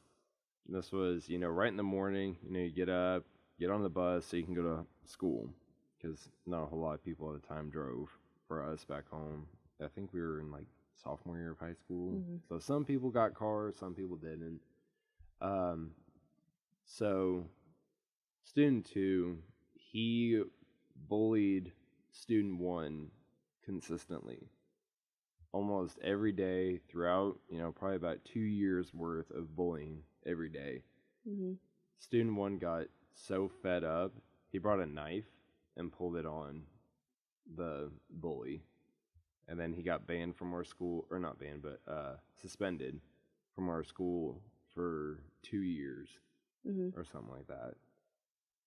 And I think if the bully, if he tried to stand up for the kid who kept getting bullied, then maybe that wouldn't have happened. His life probably would be a little bit better at that point. Because, that's at that time in our high school, we had a lot of stuff going on. Yeah. So I don't want to use that personal example because it's like your thing. Yeah. So I'm gonna use a different one. Okay. So I'll make it similar though, so that we're just on the same wavelength. Okay. So let's say that there is a let's say sophomore out of high school, and there is someone who is just a bully in general. Maybe not specifically to this person, but to just kind of everybody. Mm-hmm. And then there is one of the victims of his or her bullying who does bring a weapon to school. So like the people you knew. And let's say it is a gun. Mm-hmm. And they shoot the bully. Is it appropriate to say,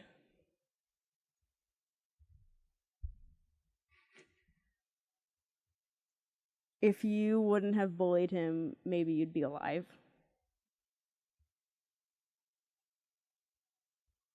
You obviously can't say that to the person because they're dead. Yeah. But if someone were to say that to hit the bully's parents, well, maybe if your kid hadn't been such a douchebag, they'd still be breathing. I think so. You think they should say that to the... Or not should say it, but that it's... a thought. Mm-hmm. Yeah. And I think that just comes from personal experiences, so... Yeah. Brad, what do you think about that situation? That's the situation people live with. Mm-hmm. You have to be not... do you want to live with that on your shoulders for the rest of your life, that you caused this? Be nice to people. Yeah. What's the deal? Why do you have to be mean? Right. Just because they're different. So, with the Parkland situation, I'm just bringing that up because it's fresher. Unfortunately. It wasn't just one kid, right? So it was like 17 or 18 kids. Were they all bullying this one kid who brought the automatic? What, semi-automatic? The semi-automatic? No, I don't believe so. I'm not sure. I don't think he signaled people out that easily. Right. Yeah, I don't think so either. So what I'm getting at is, it's essentially victim blaming. It is essentially saying, if you were just nicer, maybe you wouldn't be murdered in your classroom later. So that was the problem that I had with it initially, is the walk up, not out. I'm not really sure what the movement, I suppose. Mm-hmm. It wasn't really a movement, like nobody was doing anything, which was the second problem I had with it, was that, well, so you're not actually implementing this, it's just a counter to the protests that were happening that we talked about. It's more of like a, just shut up. To me, that's how I saw it, the walk up, not out. I saw it as like a, quit protesting, just be quiet and let this blow over. And then when it happens again, this will all happen again, but just like, shh. So that was my problem with it. Do you guys kind of see what I'm saying? I see your side, but I still think when they brought that movement, that I think you may be seeing the bad side of it, because I'm guessing some schools actually took it really seriously and actually started something. Yeah, as in. Well, yeah, and I think that bullying is still a problem, and I still think that schools need to do something about it. I don't think it's fair to tell kids, you know, be nice to this kid because someday he could bring a gun in and shoot you. I mean, it's just it's not healthy to tell people that. It's not healthy for them to walk around with that in their head. I don't think but that was. You wouldn't say it like that, but that's what it's saying, isn't it? I don't see it as that. Okay.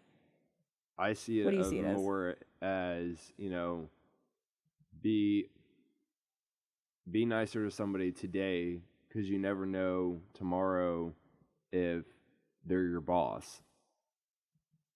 That's the kind of mentality that's how I've always seen it. Is, you know, you'd always be nicer to people today because you never know in 20 years that they might be your boss or something like that, and then they can dictate back onto you what you did back in high school or something like that. It's that's kind of like that's a different topic, but that's how I see that. That's just how I've perceived it. Right. It's just in this situation, it's like death and not the next job. It's more than the guy you thought was a nerd in high school as you're the CEO of your company now. It's like now you're seeing other classmates as dangerous who could possibly hurt you if you're not nice people. And then where is it really coming from? Is it actually coming from empathy for that person, or is it coming from fear? You have to think in your head, what I'm going to say, will this negatively impact somebody's life? Like, will this affect... Yeah. Like, would I like that for them to say it to me? No. So, why would I say that then? So, the thing is, like, I don't think most human beings, even in high school, even though I know that's a rough place for everybody, I don't think most human beings have a problem with empathy. So I don't think that's where it starts. So I don't think that these kids with the Parkland shooter, like we said, not all 18 of those kids were not bullying this one guy. So what was the problem? Those people at the country, was it country? The concert? The Las Vegas shooting. It was a concert. It was, who sang that? It was like a festival or something. Yeah. It was like a festival. Those people were not like bullying this guy who went up to a hotel room and rained bullets down from the sky. So I don't think it's a bullying problem. I think that bullying is a problem by itself. Like, yes, that's bad. We should, like Brad, what you were saying, we should always think before we speak what we say to people. Of course we should. Do I think that's enough for this particular situation that we're in now, where people are bringing guns into schools and shooting their classmates? No, I don't think that's an appropriate thing to say, especially right after something like that's happened. Especially in opposition to students doing something about it, like a silent protest. It doesn't have to be silent, but just some form of protest. Sure, yeah. I think that it's victim blaming, and I think that it's not genuine, especially if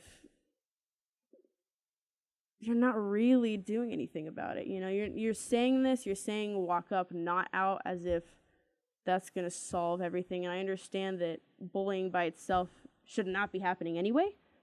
Sure. And of course you should speak to people with respect. We were just talking about this with political correctness. I mean, I know it gets fuzzy with people sometimes, but in general, when you're saying to a group of students who just lost their classmates, well, maybe you should just be nicer next time. Oh, you wouldn't say it like, you mean, like I know that. You wouldn't say it like that, but again, that's what it's saying. But because actions have consequences. Yeah, I mean, that's what you have control over yourself. Yeah. You have control to do it. Exactly. Yeah, what do you mean? You didn't treat that person nice. You bullied him. You physically, emotionally harmed him. So they deserve to die? They don't deserve to die. But it's saying that you caused. Your acts have consequences no matter what. Yeah. There's always gonna be a reaction to what you do. You don't deserve to die, but that's what happened. Yeah, you get in your car and drive. You know, you get in your car drunk to drive. Yeah, drunk. You crash. Yeah. You did that. But that's but so where I'm coming from is like, so that's like saying if somebody is caught in a drunk driving accident, that's like saying to the people who were hit, you shouldn't have been out that late. No. I don't see that. No. Yeah, it makes no sense, right, to say that. So saying walk up, not out is not only saying don't protest, but also don't protest, also you shouldn't have been such a douche. But that's the general. same argument with don't drink and drive. Like, yeah. What do you mean? Look, you're saying don't walk out or stand. What was stand it? Up, stand up. Walk up, not out. Walk up, Yeah. This one obviously is the same thing. Don't drink and drive. No, because I it's can see not where as if Brad's coming it's not from. as if it's not as if like what you're saying with could you have control over yourself? So the people who walk in with a gun were not forced to go in there with a gun, right? So nobody put the gun in his hand. The bully didn't put the gun. I'm just not comfortable saying, even if it was true, even if all 18 of those kids bullied this one man, this one kid, I'm still not comfortable saying, well, I don't know what to tell the parents, obviously, because you wouldn't be able to tell the kids, sadly. I wouldn't be comfortable telling the parents, well, your kid was a douche. Yeah. You know? That's the same thing with drinking and driving. So what do you tell the people whose parent, who do you tell the parents died? You have to tell the kids, sorry, your parents died because somebody was irresponsible, was drinking and driving, and killed your parents. Yeah. It's like saying... Right, you wouldn't say, well, your family was out driving, I don't know what to tell you. You mean talking to the the person who killed somebody? No. Talking to the family or the victims themselves if they survived.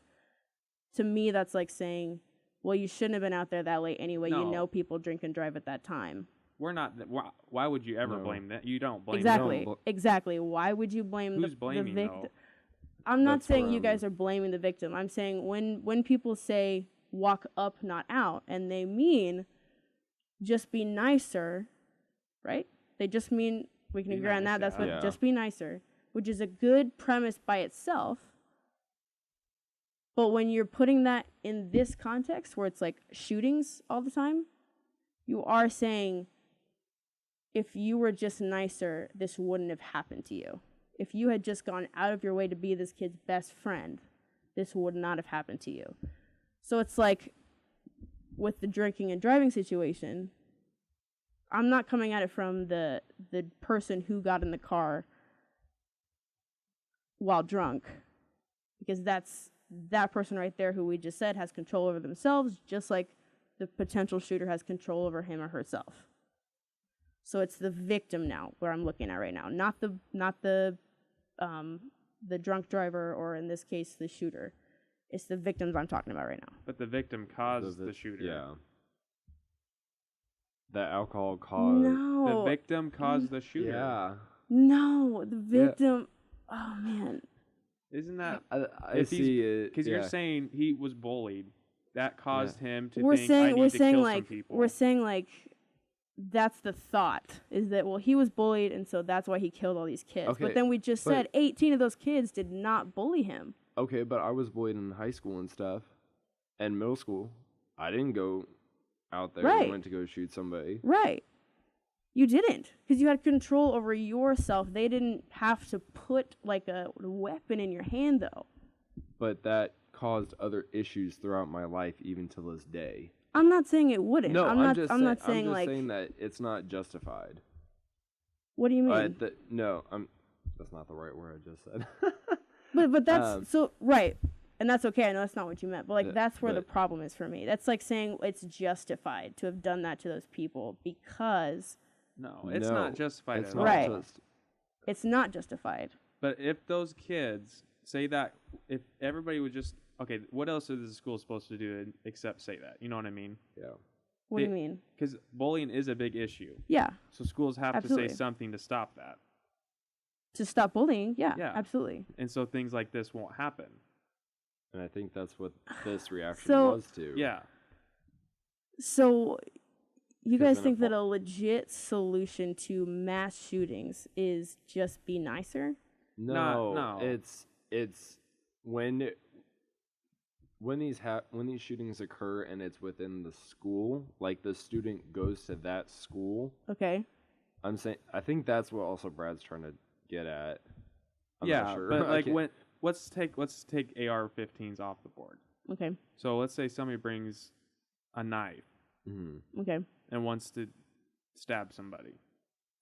That's a little more better than saying killing 18 people. You know what I mean? Like, so that argument's out the window about if they do that and that and that.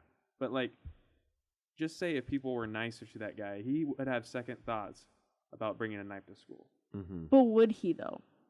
Oh, I'm That's sure. what my problem is, because I think it's deeper than they didn't smile at me in the hallway, or they didn't come up to me and say hello. They weren't nice to me. We're talking about kids that are seriously physically and emotionally bullied. That they're picked out and from the crowd. So, right, but then we just said at the park with the Parkland shooter, did 18 of those kids physically and emotionally abuse him? No. So it's more than that, isn't it? It's more than just all these kids were bullies and they got what they got because consequences and actions. A couple kids physically and emotionally bullied him, caused him to think, I need to shoot some people because I'm mad. I'm going to shoot some people. It's just not that simple. It's just... I think it is. Yeah. It's just not, though. It's just not that simple. This kid was on the FBI watch list, not because he was bullied. This case is different. Yes, the Parkland shooting case is different because he had an AR-15. In this situation is some kids, but I'm talking about adults too. I think you need to find a case where there was a school shooting that the kids were not bullied in any sort of way. So then, what do you say to the mass shooters who walk into movie theaters? Should those people have not been in the movie theaters sitting in the dark by themselves? I mean, we have a hand rose. Yes, means. Stephanie, go ahead. Hang on. Sally Hook. Sandy Hook. Sandy Hook, yeah. Was Sandy Hook was an elementary school. Yeah. Yeah. But the guy, there was nobody getting bullied. That's correct. It was I believe a man. Yeah. Mm-hmm. Yeah. I don't remember how old he was. He was like...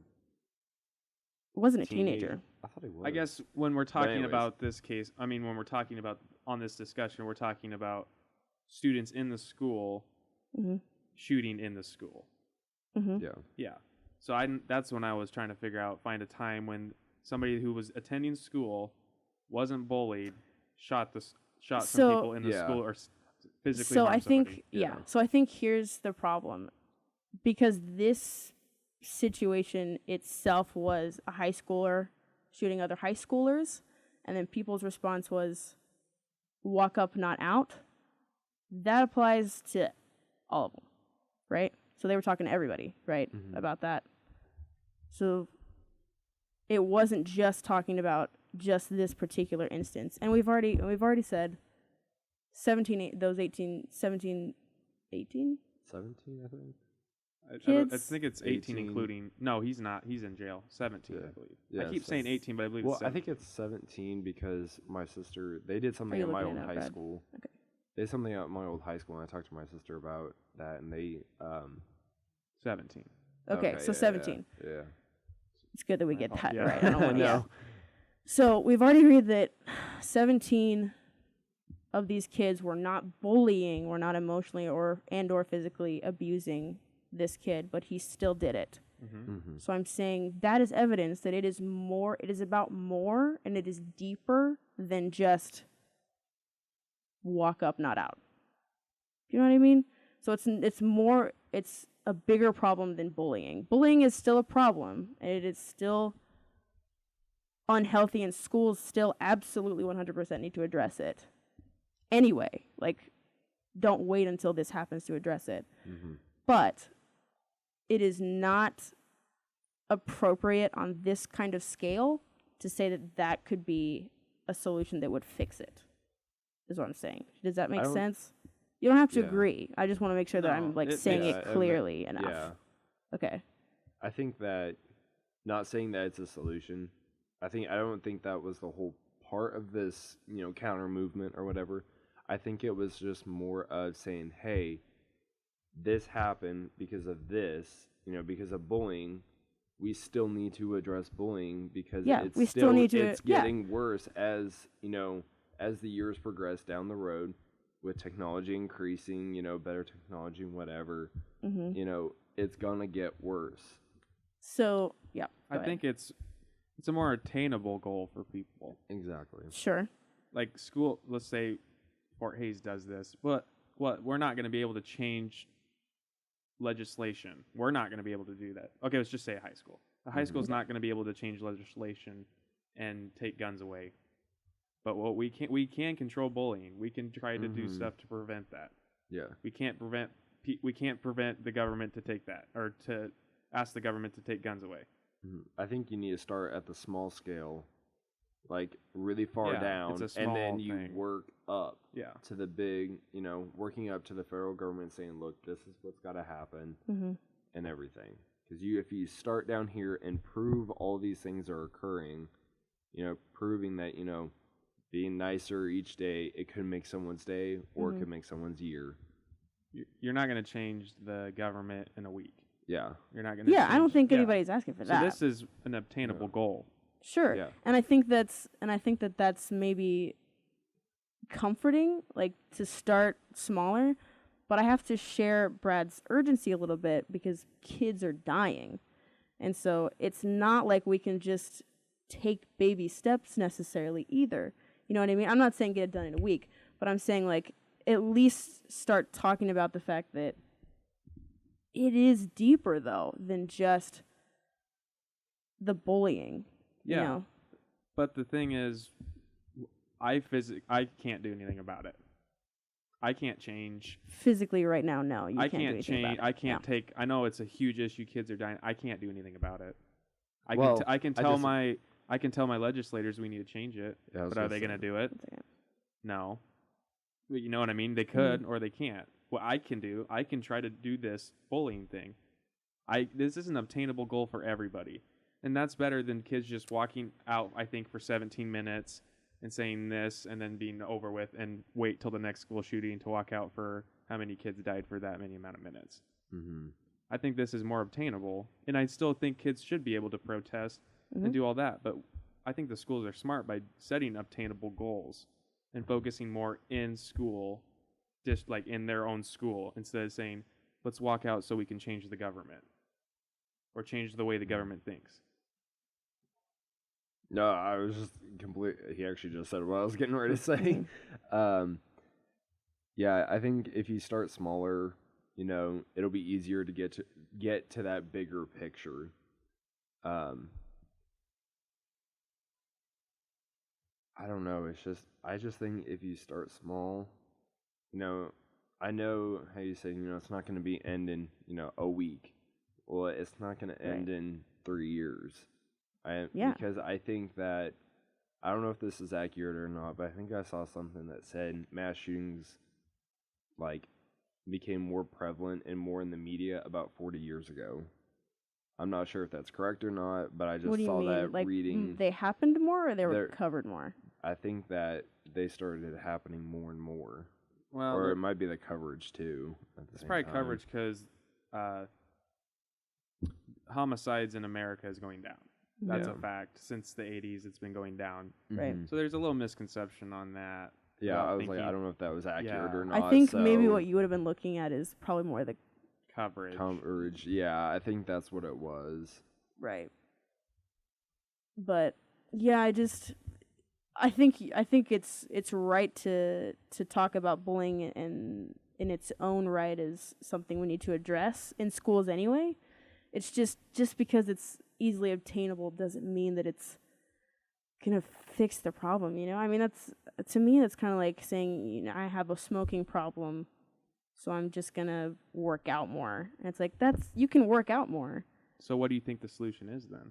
I don't know. Yeah, I think right now this is the solution. I mean, But the thing is, I'm just not comfortable settling with the easiest choice right now, just because I need to have more, discussions like this, or just if more push for legislature is what we can do right now too. But just because this right now seems like the easiest thing for us to do, I'm not just going to go for it. I mean, not that I'm not going to say bullying doesn't need to be addressed. Again, of course it does. But I'm not going to go for that and say that's a solution just because it's the easiest thing we can think of right now. You know what I mean? Well, yeah, but we can't sit around and do nothing. I'm not doing We nothing. have to take this momentum we have, you have to implement it. This is as bad as it is. This is momentum. Yeah. What happened in Parkland is momentum, and that's what started movements. That's what started the movement to Washington, and now the bullying movement. Right. Mm-hmm. It's momentum. But Brad, like, we're not doing nothing. Well, we're not. We're not. If you're saying what you're doing and saying, well, we shouldn't do this, then we're really No. I'm not saying we shouldn't do that, so we shouldn't do anything until we figure it out. I'm saying, yes, that's a problem, but it's not our solution. There is a bigger solution. Let's talk about that. And saying that is doing something because we are talking about it and we are getting closer to a solution. It's not doing nothing. I'm not sitting, on my hands. That's unattainable. No, it's not unattainable. It's just not right now. For us to just, if we just talk about it, that's not going to do anything. That's so false. If we just talk about it. If we talk about it, we find solutions. That's how you find solutions. You talk about it. But who makes the decisions? We do, because we put these people in our representatives. We put them there. We did. Either way, we did. We voted for them, right? But are they really doing what we want them to do? No, at this point? so get rid of them. How do you? Okay, you vote a new person, and they say you'll ask for this. They'll be like, yeah, we're gonna get you that. Yeah. Turns out, and if they don't, they go. In 4 years. Yeah. Yeah. So we changed legislation. It starts right here with what you and me and Connor are doing right now. But we're sitting here just talking, and there's nothing. Yeah, we're talking about it. But you know what? If it's better than somebody sitting on Facebook and saying, well, bullying is the problem, and then just leaving it at that. Bullying's the problem. Easy, right? But no. But it's not. And we know that that's not where it stops, right? Yeah, but the schools are focusing in on the bullying. Yeah, and that's fine, and so they can do that. Something. You're right. They're not saying on Facebook bullying. They're not just saying So I'm saying there's not either you do this or you do nothing. That's a false dichotomy. We can talk about it and focus on exactly. I'm just saying we shouldn't stop at walk up, not out. That shouldn't be the solution. That was the starting point. Yeah. That was like that was the counter to it was saying walk up, not out. So don't protest. Yeah. But I think also once that, that was the original idea, but then it's starting to turn into something else. What was the original idea? Walk or protesting? No, the stand up. Stand up, walk out. We're never going to be able to get it. Walk up, not out? Yeah. I know, it's a tongue twister. I know. Good. I think that, that was the original idea, was to counteract the, protesting. The protesting movement. And now it's starting to turn into something else where it's starting to get more and more involved with bullying. High schools and stuff are starting to be more educated about bullying than they were a little bit ago, 10 years ago or something. And this is what happens when you just sit here and talk about it. People stop to care. Are you going to talk about it for 4 years? No. People are going to think of other stuff to talk about. Yeah. This will get shoved to the side. What? No. No. What are you saying? We shouldn't talk about it? I said we should talk about it and do stuff. We can't just sit, but you're saying we should just talk about it. No, I'm not saying that. What is your thing that we should I'm do? saying, here's what I'm saying. I'm saying the walk up, not out is not a solution. But we can find solutions. I'm not saying there aren't any solutions, so we should just sit on our hands until we find something solid. What I'm saying is there are solutions. Maybe the walk up, not out, if it's coming from a genuine place of we should be better people, okay, yeah, that's a general solution for like everything. For this particular situation, where we're dealing with mass shootings, where we're dealing with we talked about the mental illness thing, under 5%. So it's not just the mental illness problem. Some of them do have mental illnesses. So the guy in Aurora, I believe, had severe schizophrenia. It was him or somebody. And then the guy with the Las Vegas shooting had depression. So there are instances where mental illness is a thing. But if someone were to say, well, it's just a mental illness problem, that's not a solution, is it? It's part of the problem, right? But it's not the solution, so we should just leave it at that because talking about it isn't going to do anything. Talking about it absolutely does. But when you make that claim, when you make these claims to us, you have to give us another thing to do. When you're saying no, that if you focus on that and talk about it, it's bigger than that. So what is the solution? So, well, I could think of some solutions. Definitely legislature is one of them. Mm-hmm. Definitely putting laws into place where politicians aren't set for life more than we are would help with the, problems of, well, they're 4 years in office and then they're good for life for the rest of their life and they did nothing for us. Obviously, that's a problem. That's like a politician problem, though. I want to focus on the mass shooting. So, but since you brought up, getting representatives in, well, then there's a problem with them not doing what we want. So, yeah, that's a problem. And talking about it and getting people to actually represent what we want is, I think, a solution. Also, I think the metal detectors thing was a good solution, but obviously there are problems with that. But my point is, there's not like one solution we should just sit on and wait for that to take over because you have to start small. But when you said that talking about it does nothing, I have to 100% disagree. If we seriously just talk about it and say, no one's saying we need just to change talk something. about it. No one is saying that. But you don't like the walk up movement. Right, because it's not a solution. It's just a counter movement to the protesting. Is bullying a factor of school shootings? In school shootings? It could be a factor, just like mental illness could be. But is it the solution, just dealing with mental ill people? No. I know, but is the people that are doing in-school shootings, are they bullied? I wouldn't know. I mean, I wouldn't be able to ask them. I'm sure the cases are the people that are doing in-school shootings that attend that school are people that are being bullied. So we found a common factor in most of these. Mm-hmm. So don't you think we should maybe start and try to get some of that common factor? We should try to solve that common factor? Yeah, I just said that bullying is in itself a problem that needs to be addressed. Absolutely. Yeah, so we can talk about, we can also do that and talk about it. But you don't like that. No, I don't like that. This was a counter movement. Walk up, not out. Yeah. The counter movement, walk up, not out. So just be nicer, don't protest, you can just be nicer and that'll solve the problem. And I'm saying that will not solve the problem. I don't think they thought that's going to solve it. They did not think this is going to solve the problem. So then what was the point of saying that? This is a momentum thing. They have something momentum and they're going to try to do something about it right now. They know it's not the permanent solution. But they can't change gun laws in a month. They can't do it. No one's saying they should do that. But that's the thing, though. So they know they can't do it. They know they have to do small, obtainable goals.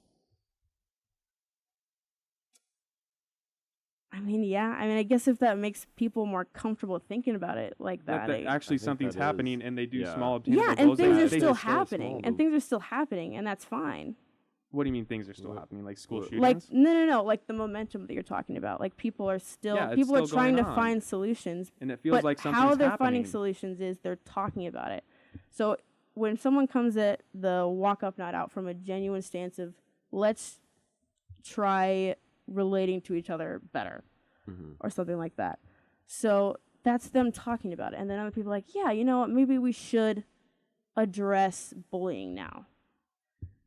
That's a solution right now that's like obtainable, like what you were saying. Yeah. But I'm saying it's not in the grand scheme of things. I don't know which one of you said that it'll solve a lot of the problems. I just don't think so. Just like I think only dealing with mentally ill people will solve it either.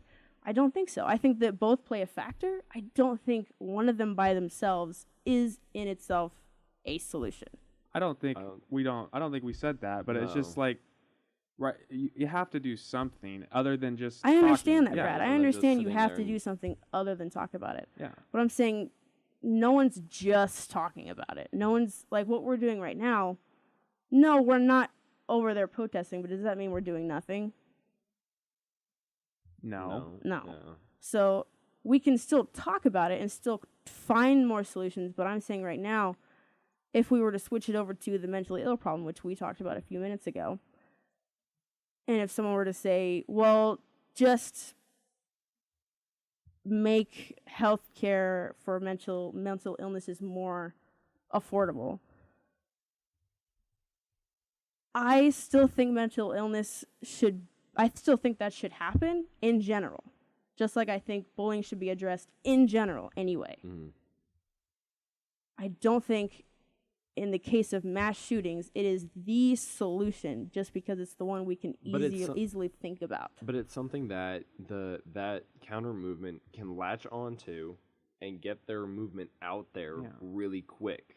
Because if there was no movement or was no shooting or whatever, they couldn't say, oh, stand up, don't go out, or stop bullying. Okay, everybody's like, okay, we'll stop. Because there has been those types of programs and stuff in the past, but I haven't seen anything, work.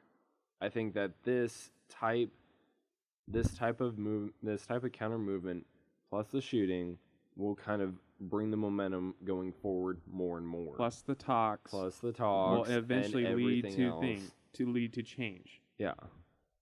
Right. So I think where we're coming at like a fork in the road is that I understand it's a quick fix. I understand it's an obtainable goal in that way. No. What I mean is, let me clarify. It's an obtainable goal right now. So I understand that. So it brings comfort knowing that, well, here's a potential solution to the problem. Mm-hmm. I'm saying it's not enough. I'm not saying don't not bully. Yeah, correct. That's not what I'm saying. I'm also not saying bullying isn't a problem. Obviously it is. I'm saying mental illness isn't just the only problem. Bullying isn't just the only problem. It's deeper than both of those things. And so just saying, if someone were to say, if it wasn't walk up not, if it was like, don't protest, donate to mental health centers, let's say. Why did you even need to put don't protest in there? Why wasn't it just also do this too? So like it wasn't this whole walk up not out counter movement. My problem with it was, first of all, essentially it is victim blaming. Second of all, I understand the don't bully part, but it's like what Brad said, it's like a Band-Aid. It's not. But here's the thing. So so these are high schools doing it. Mm-hmm. What does protest actually mean to them? What do you mean? When they go out and hold signs and then, okay, we're done. Protest is over. We protested it. What? You don't think They don't know what I don't think they actually know how far it's going. But when they can actually physically change something in their lives. When people throw around protest a lot. Let's go protest. Okay, we're done with the protest. Let's get in our car and let's go home. What did that exactly accomplish? So say I go to my home and protest something. I have a town of 800 people. Is that going to create a change? 800 people in my hometown. If I went to everybody protested? If, let's say, 400 people protest. Yeah. It's going to create a change at the federal level. At the federal level? Well, what are you protesting? Let's say banning AR-15s. Yeah. Is that going to change the mind of my senator? Okay, it might change the mind of my senator. Not right away. Like, as soon as he sees, this town of 800 people, half of them are protesting this, I'm going to change my mind. No, but then you understand this was on, like, a national scale, right? Yeah. Okay. So you're saying that doesn't mean anything? I don't think it means a lot to a certain amount of people that actually know what's going on and how that actually works. Mm-hmm. But when you give an obtainable goal to a group of people that they can actually accomplish, they'll get it done. What? You get where I'm coming at. Yeah, okay. I get you. I'll explain. I'll try to explain it the best I can. Okay. So protest is a kind of a just funky word almost. People say, let's protest. Okay. Do they actually know if it's going to change? No. Do they actually know they can maybe change it? Yes. I mean, they can think, we can maybe change this. But when you throw an obtainable goal at them, everybody knows we can do this. I can change what I'm doing, and we can change this. Okay. Because then it puts in their mentality that, if we take this step, we made that goal. We can do more. We stopped bullying. We can do more. And so you don't think you're skipping the baby steps. You're skipping to, this is wrong. We're going to the government. We're protesting. We're going to change. What? No. When did I say that? Well, you say that, kind of but by the counter movements. Yeah. People put counter movements out there because it's easier to do obtainable steps to the big goal. They're putting baby steps. You say people put counter movements out there? Counter movements? What your term was, counter movements, correct? So a counter movement is a movement that goes against another movement. But so it's not like a sub movement. That what you're talking about is like a sub movement where it's like we should do these little things underneath this big umbrella. A counter movement is like something that goes against the other one. I don't think the counter movement is a correct term for what's going on. I think it's a sub movement. So, but they said walk up, not out. So because that not in there is the don't protest. But the thing is, it's obtainable. Yeah. You can obtain this goal. But do you understand that it's a counter movement? I think it's a sub movement. How is it a sub? It's directly going against protest. It's directly saying do not protest. I don't think it's going against them. I think it's saying. Walk up, not out. So as in like. Walk up to the people, not out and protest. It's because the whole word protest. And that word is thrown around everywhere. It's thrown around everywhere. Does it actually create change? Sometimes. But when you give it... Okay, so these are high schoolers that want to do this. Mm-hmm. When you give them these stepping stones to the big goal, they can look at that and they can go, we can do this. When I throw a protest, that means get in a van and let's go to the Capitol and protest. Does that actually change things? So you don't think like it's useful at all? Like you don't think it raises any kind of awareness? It does raise awareness. So is that doing anything? It does do things. I think it does do things. Okay, then it does do something. I think it does something, but on such a minimalistic type thing. But then we were just talking about baby steps. Oh. And how you should do that. You know what I mean? Yeah. I think they should be able to protest, but I think when they give this alternative to protesting, when you can actually feel like you're doing something, I feel like I would be doing something more focusing on this bullying thing than I would holding this sign. Mm-hmm. So you would say, don't protest, do this instead. I would, as a sub thing. And that's fine, and you can say that, but it's still going against protesting. Do you know what I mean by that? So saying, don't drink and drive, stay at a friend's house instead. So if there were a bunch of people who were petitioning for drinking and driving, and then you said, no, just stay at a friend's house, that's not a sub-movement to drinking and driving. It's directly countering it, so going against it, so opposing of it. You know what I mean? Do you think protesting and solving something that they're protesting about is different? No, Brad, I'm talking about the movement, like what it's like, what it is. But so with your drinking and driving thing, those are like. So what I'm meaning is, I'm just talking about what the walk up, not out, is about. Obviously, though, they care about protesting and they care about the big issue, but they they care about the big issue, but they don't want protesting. They know, though, that this is an obtainable goal that that everybody can do, and that's fine if they know that. And if they they're not saying absolutely no protesting. Just stay in school and do no bullying. Obviously, that you can protest. Okay, but when you say don't protest, do this instead, you are saying don't protest, right? You're actually doing something about it. But protest. These people that are saying that this movement. They're thinking that if we give them this obtainable goal, they will do it. Mm-hmm. That's fine, Brad. It's okay if that's what they're thinking, but it is a counter movement to the protesting because they're saying, "Don't protest, do this instead." Okay, if you're saying if you're saying that, it's because they know protesting. They don't understand what protesting actually is doing. The high schoolers. They can go protest. What is that actually going to change? Them protesting. Okay, sure, but you know that it's a counter. You know how it's a counter movement now, right? I think it's just kind of like an scapegoat type thing, which they're doing, so people can actually feel like they're doing something. Was that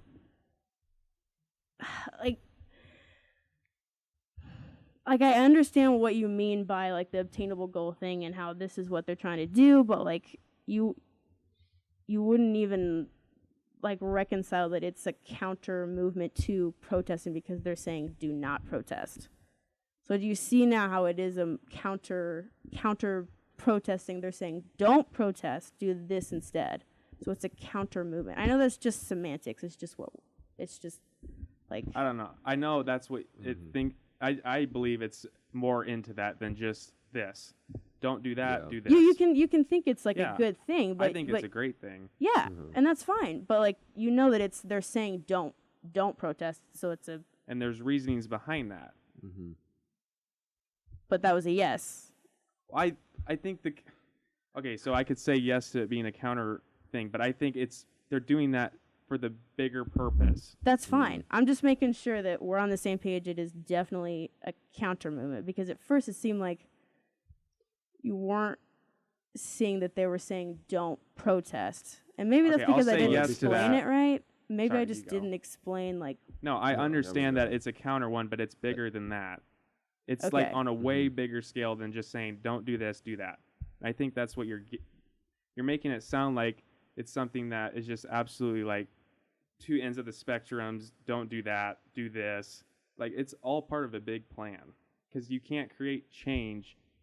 I don't think they're on completely different spectrum. I think when you pit the two against each other, then they become pit against each other. So it's like, don't protest, do this instead. I'm not saying literally they're the complete two opposite things to do. Doing a non-bullying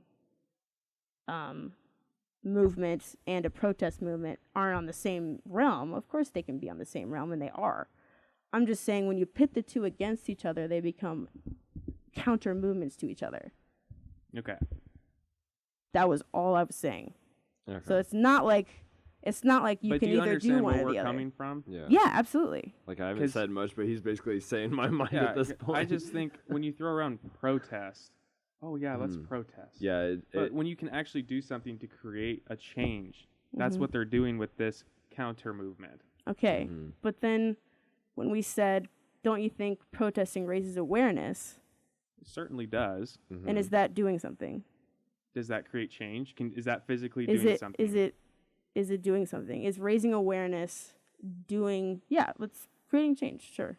It can, but are you creating it? You know what I mean? Like, I can physically do something about this. Does it have the impact as much? Physically doing a bullying movement and a protest movement are both physical things. What do you mean? Does it have the same impact? Say you do an event for bullying. What would that bullying event look like? Oh, Lord. Would it be raising awareness about bullying? How about you can control yourself and be nice to people? Yeah. Sure. Countering the bullying. You can physically do that. I can physically hold a sign that says, let's raise awareness. Yeah, you can do both. That's what I'm saying. I don't understand what the physical difference is. I'm controlling myself towards another person. I can be nice to that person. I can change them. Right. Or I can raise awareness. Yeah. Which is talking to people better. Talking about it. Which is better. Well, Me doing something physically to change. So yeah, here's the problem. So I think I see them both as equally doing something, and you don't. I think they're equal. You go. Sorry. Well, I was just going to say I don't think that. No, you're fine. No, you're good. I was just going to say that if you do have holding a sign, protesting, awareness, I like it. Cool, whatever.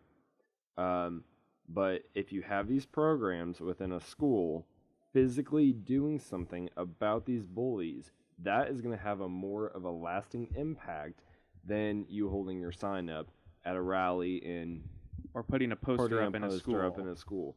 Because raising awareness. What is it? What was that show? 13 Reasons Why or something like that. That great show, by the way. I love it. Not for that context, but I relate a lot to it. Okay.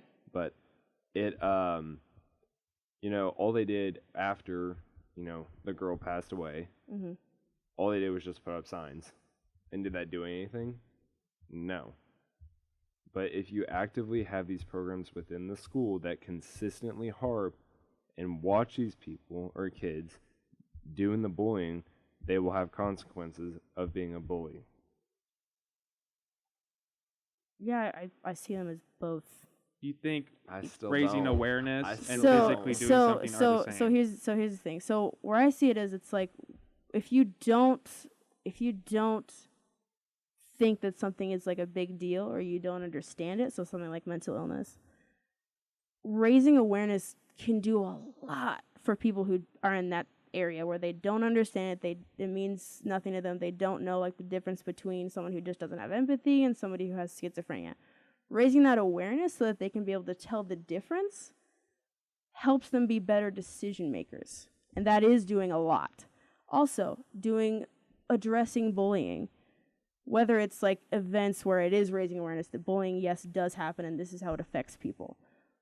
Or it's like, what did you say? Like watching. Like if you see someone being bullied within, yeah, if yeah. You're so an just if so you're like an so like being you so like go right after yeah. them. So like teaching instructors or even principals how to watch for that kind of thing and how to know what to look for and what is a person who's being bullied, how do they act, what's going on in their head, how do you empathize with them. So both things, all of those things are raising awareness and they are doing something. Even if you're not physically putting a kid down in a chair and saying don't bully and like shaking a finger in his face, I don't think that's what the events are doing or anything like that. But even if it's just on the physical part that we were talking about, I think all of those things are doing something.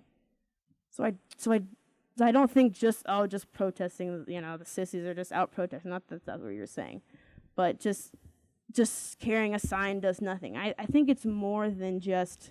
I think it's more to those kids who walked out on that day in April or March, whenever it was. I think it was about more than just we're walking out of the school for 17 minutes and then we're coming back in. I think it was more than that. I think it was more than just the marker on the signs and like the. Go ahead. Do you think so Hayes High did it, or I think Hayes Middle School? Mm-hmm. Yeah. I think they both. I think they. Yeah. So do you think they actually, by walking out for 17 minutes, and then just going right back inside, do you think that affected them at all? Mm-hmm. Absolutely. Or do you think it affects them to this day, and they're going to say, "Oh, we're going to stop bullying now because of just walking out"? Because of the physical act of just walking out? No, but I think what the movement meant to them, and that they got to participate in something like that, I think is monumental in their lives and will be forever. Yeah, absolutely. I don't think they understand that at this age. I don't think so. Do you think middle school? My brother's 12. He's in 6th grade. And the fact that he's. Do you think he would know that? I never did something like that. When I was 12, I didn't do that. I didn't participate in these things. I wasn't aware of anything. It made no impact on me. It makes when we were that young though.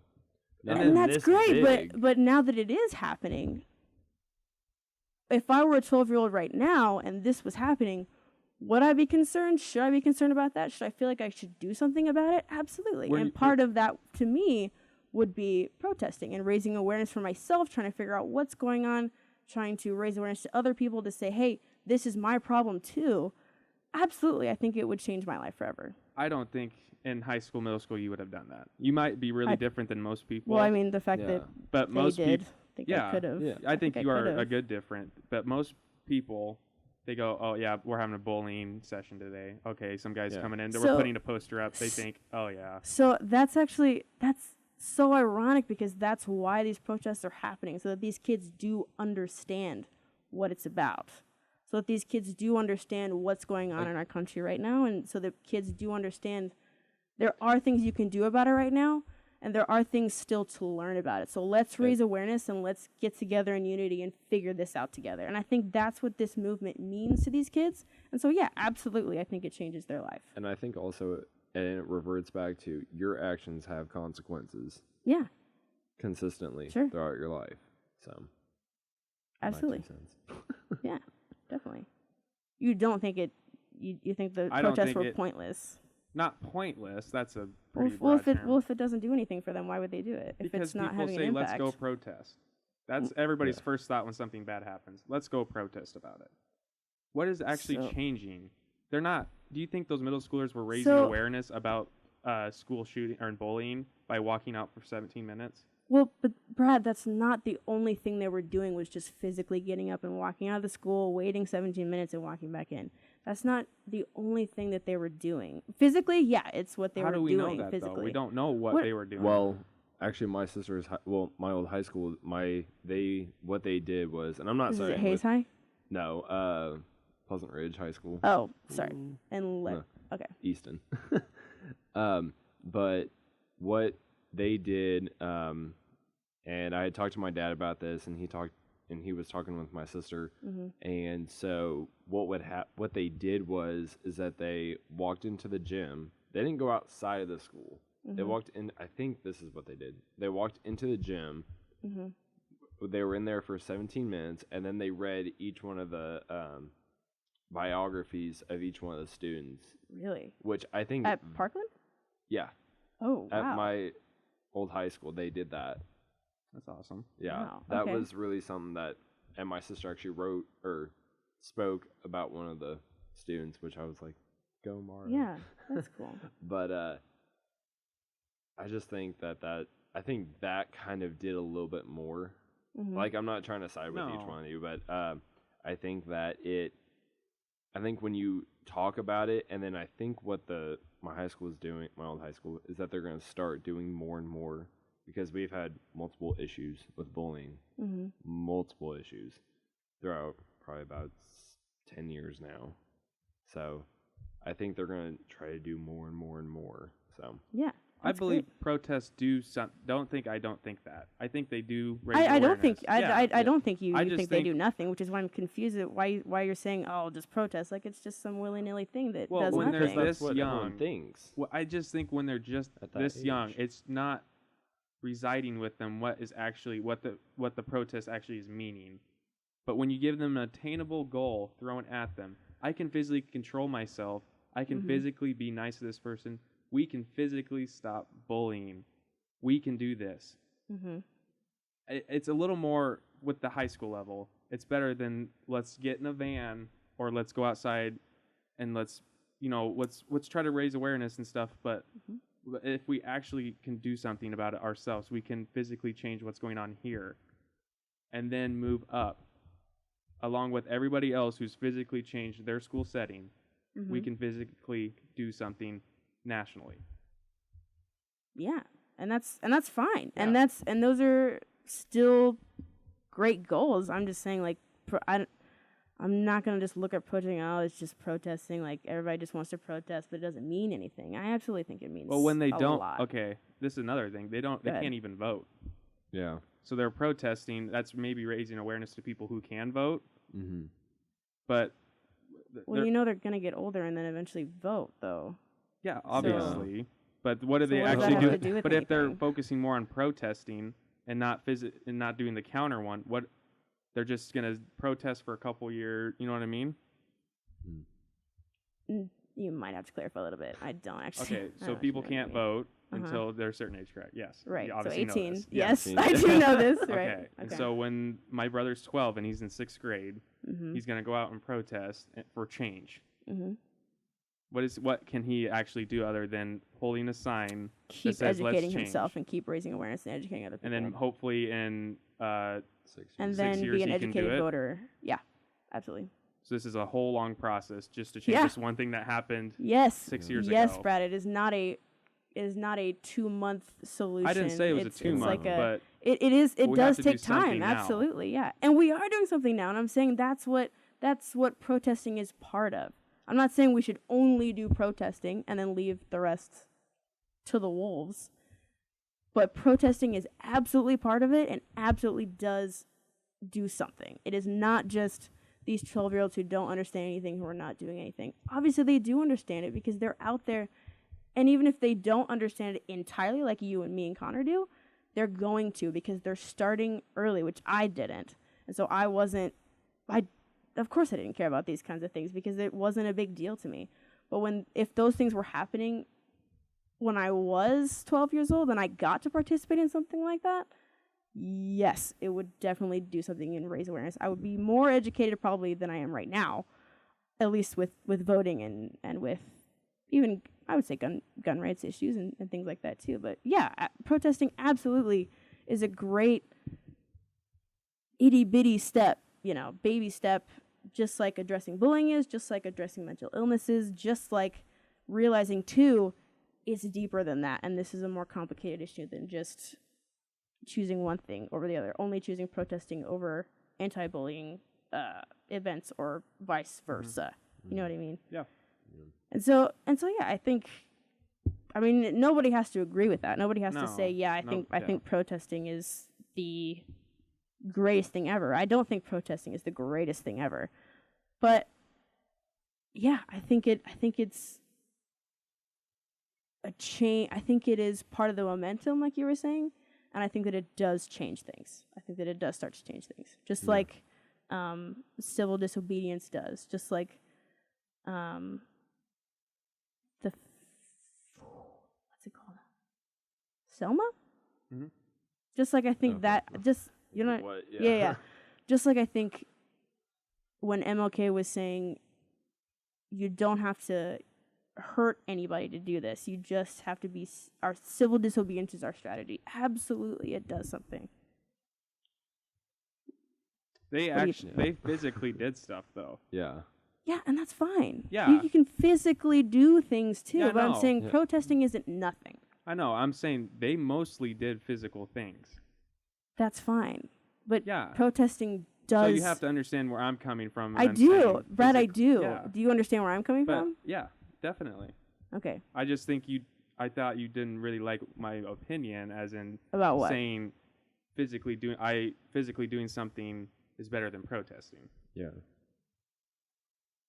That's the kind of mentality that I'm kind of getting from this whole thing. Yeah, that you would rather protest more. No.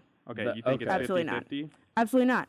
The problem came when you said, when you were describing protesting as like this willy-nilly thing that nobody really believes in. Then I had a problem, because it is absolutely something that changes people's lives. I just think, because we're talking about young children, that it does not affect them as much as it would if we protested now. That is just my opinion. Because they're not old enough to understand what is going on. So, like, in what way? I can agree and disagree on that, because you do have things that happen when you are younger that affect you today. Mm-hmm. Like, I know I don't know how old Brad is, or 19. you guys. Okay. Like, for us, we grew up in a time where 9/11 and terrorism was a big thing, and it still is to this day. Mm-hmm. So, in a sense, this kind of, all these shootings and stuff kind of could have an impact on these kids today, or have an impact when they grow up and become those voters.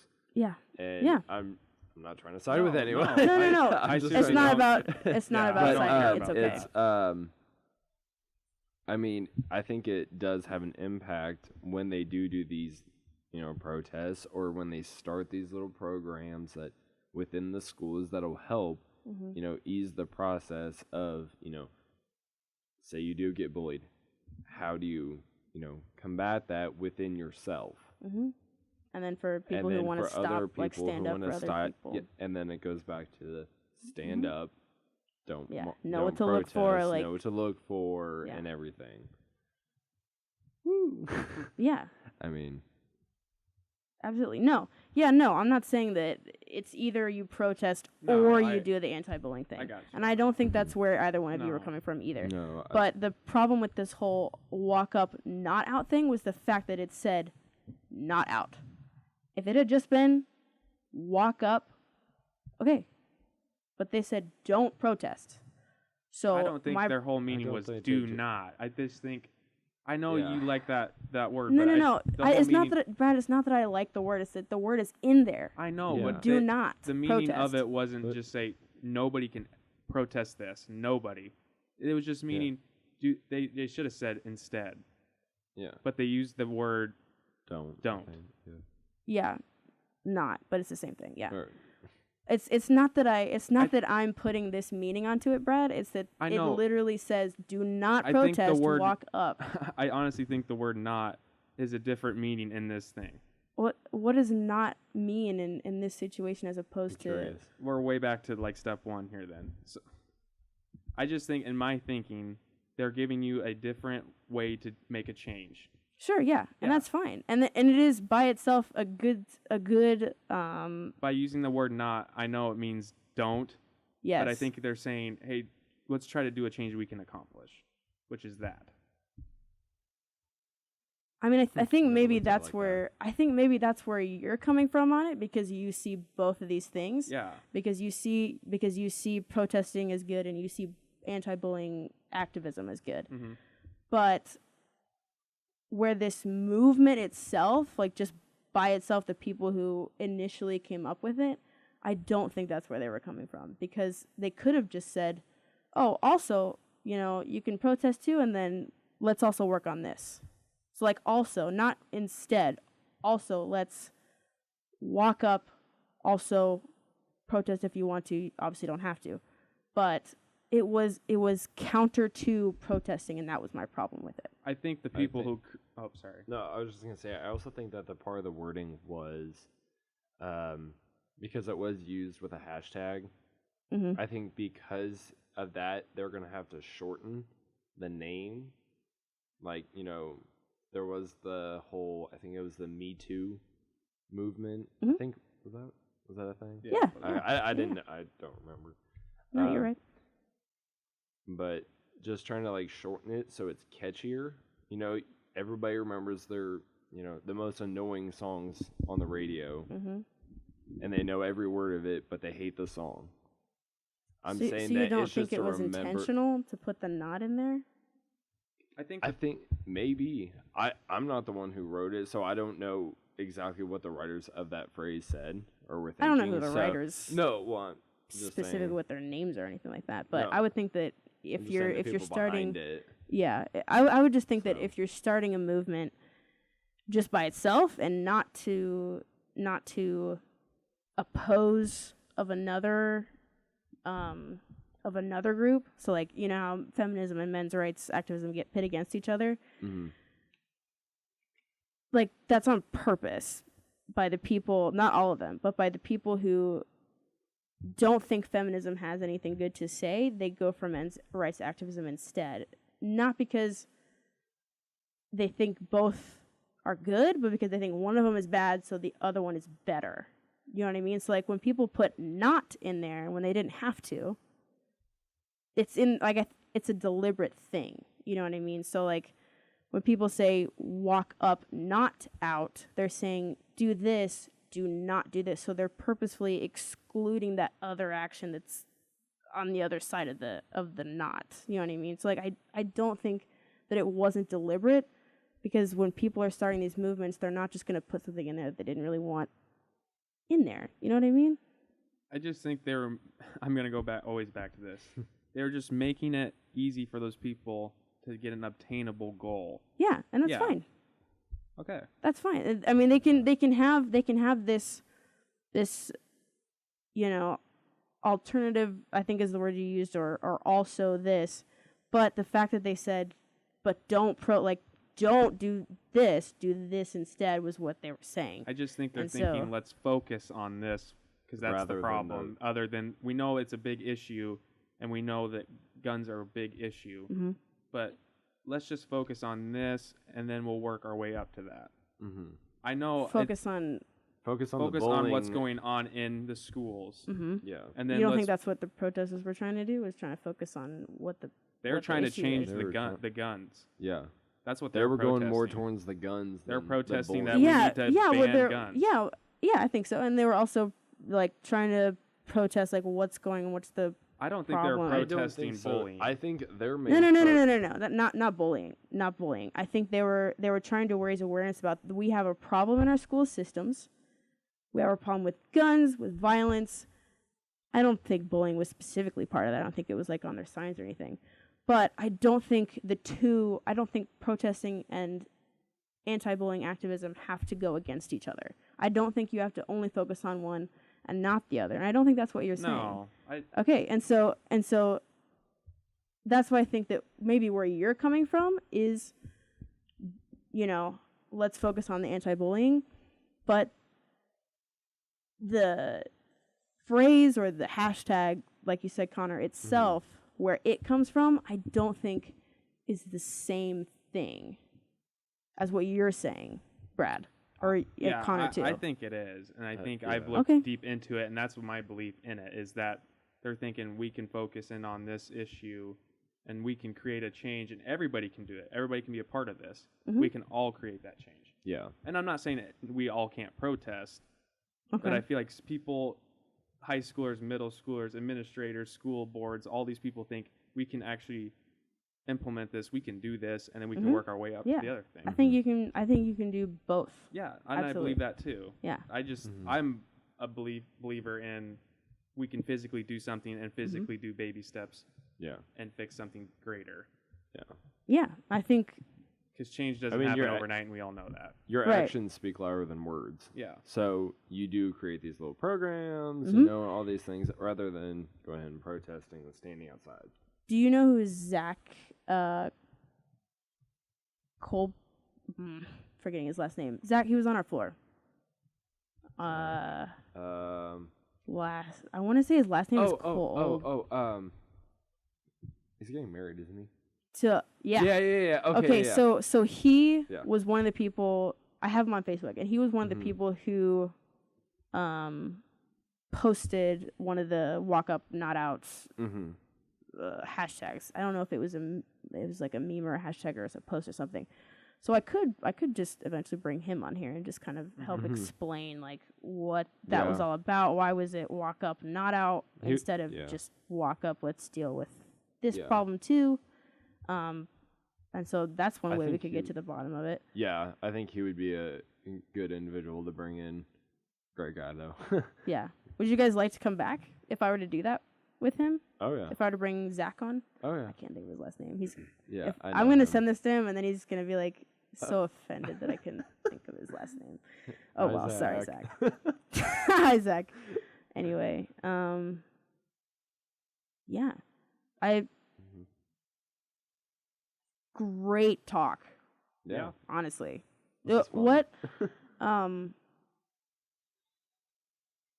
What are a couple of solutions? I think we could all agree that bullying is definitely a solution.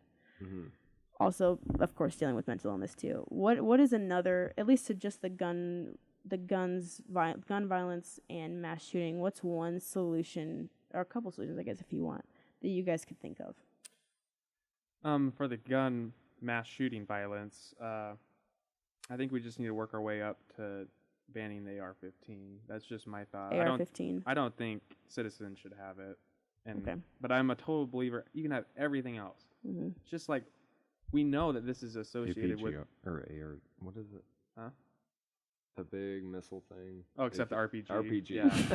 I can't talk. Yeah. But like, and if maybe the AR-15, if we take that away and something else pops up that's a mass shooting, maybe we got to think about something else, another solution other than that.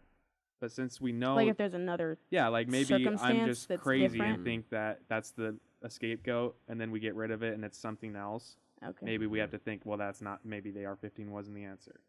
Okay. I'm not opposed to being wrong. So I just think we have to do something. So like if we took away AR-15s, but then it's still an issue. It's still an issue. Maybe obviously I was wrong. Okay. Yeah. But you have to try something. You can't just sit here and wait for another one to happen. Everybody get riled up again, and then same thing. Well, I think my final thought on that is, when you get your gun, like you go buy your gun, you have to go through all the background check and everything. I think that, like what I said earlier, have a mandatory firearms class. You learn how to have your weapon, how to disassemble it, put it back together within a certain time, so you know the ins and outs. Also, learn how to fire the weapon itself. Learn how to, what happens if it gets locked up or, something like that. It's like just a comprehensive education on guns. Yes. Like if you want to buy. Yeah.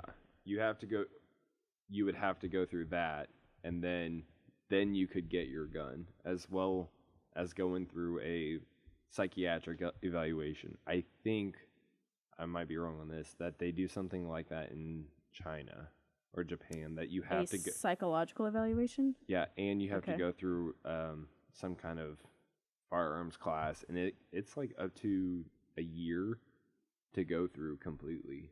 Like you have to get your license and everything. So just my last 2 cents. Cool. I think both would be great Yeah. solutions. I also think those, and then as well as the metal detectors, as well as just trying to talk about what's really unfortunate in these situations is when the shooters are killed by police or killed themselves, and there's not really a way to find out what was going on in their head, or like, I mean, you can see kind of paper trails leading up to it. Like a lot of them nowadays will post on social media something really creepy that'll catch people's attention, but you don't really get to sit them down with like a psychiatrist or a psychologist and really dig into what is the problem here. Like, is there a problem with human connection? Were you bullied? Was it like a mental illness thing? And I think that makes it really difficult, but still, it's still something to talk about and try to figure out what is the problem here. But thank you, gentlemen, for coming and sitting down with me and talking about this thing. It was good. Yep, I was just gonna say thanks for having us on. Yeah, no problem. This was a lot of fun. Good. See? I know. You're fine. I've been on this radio. It's fun.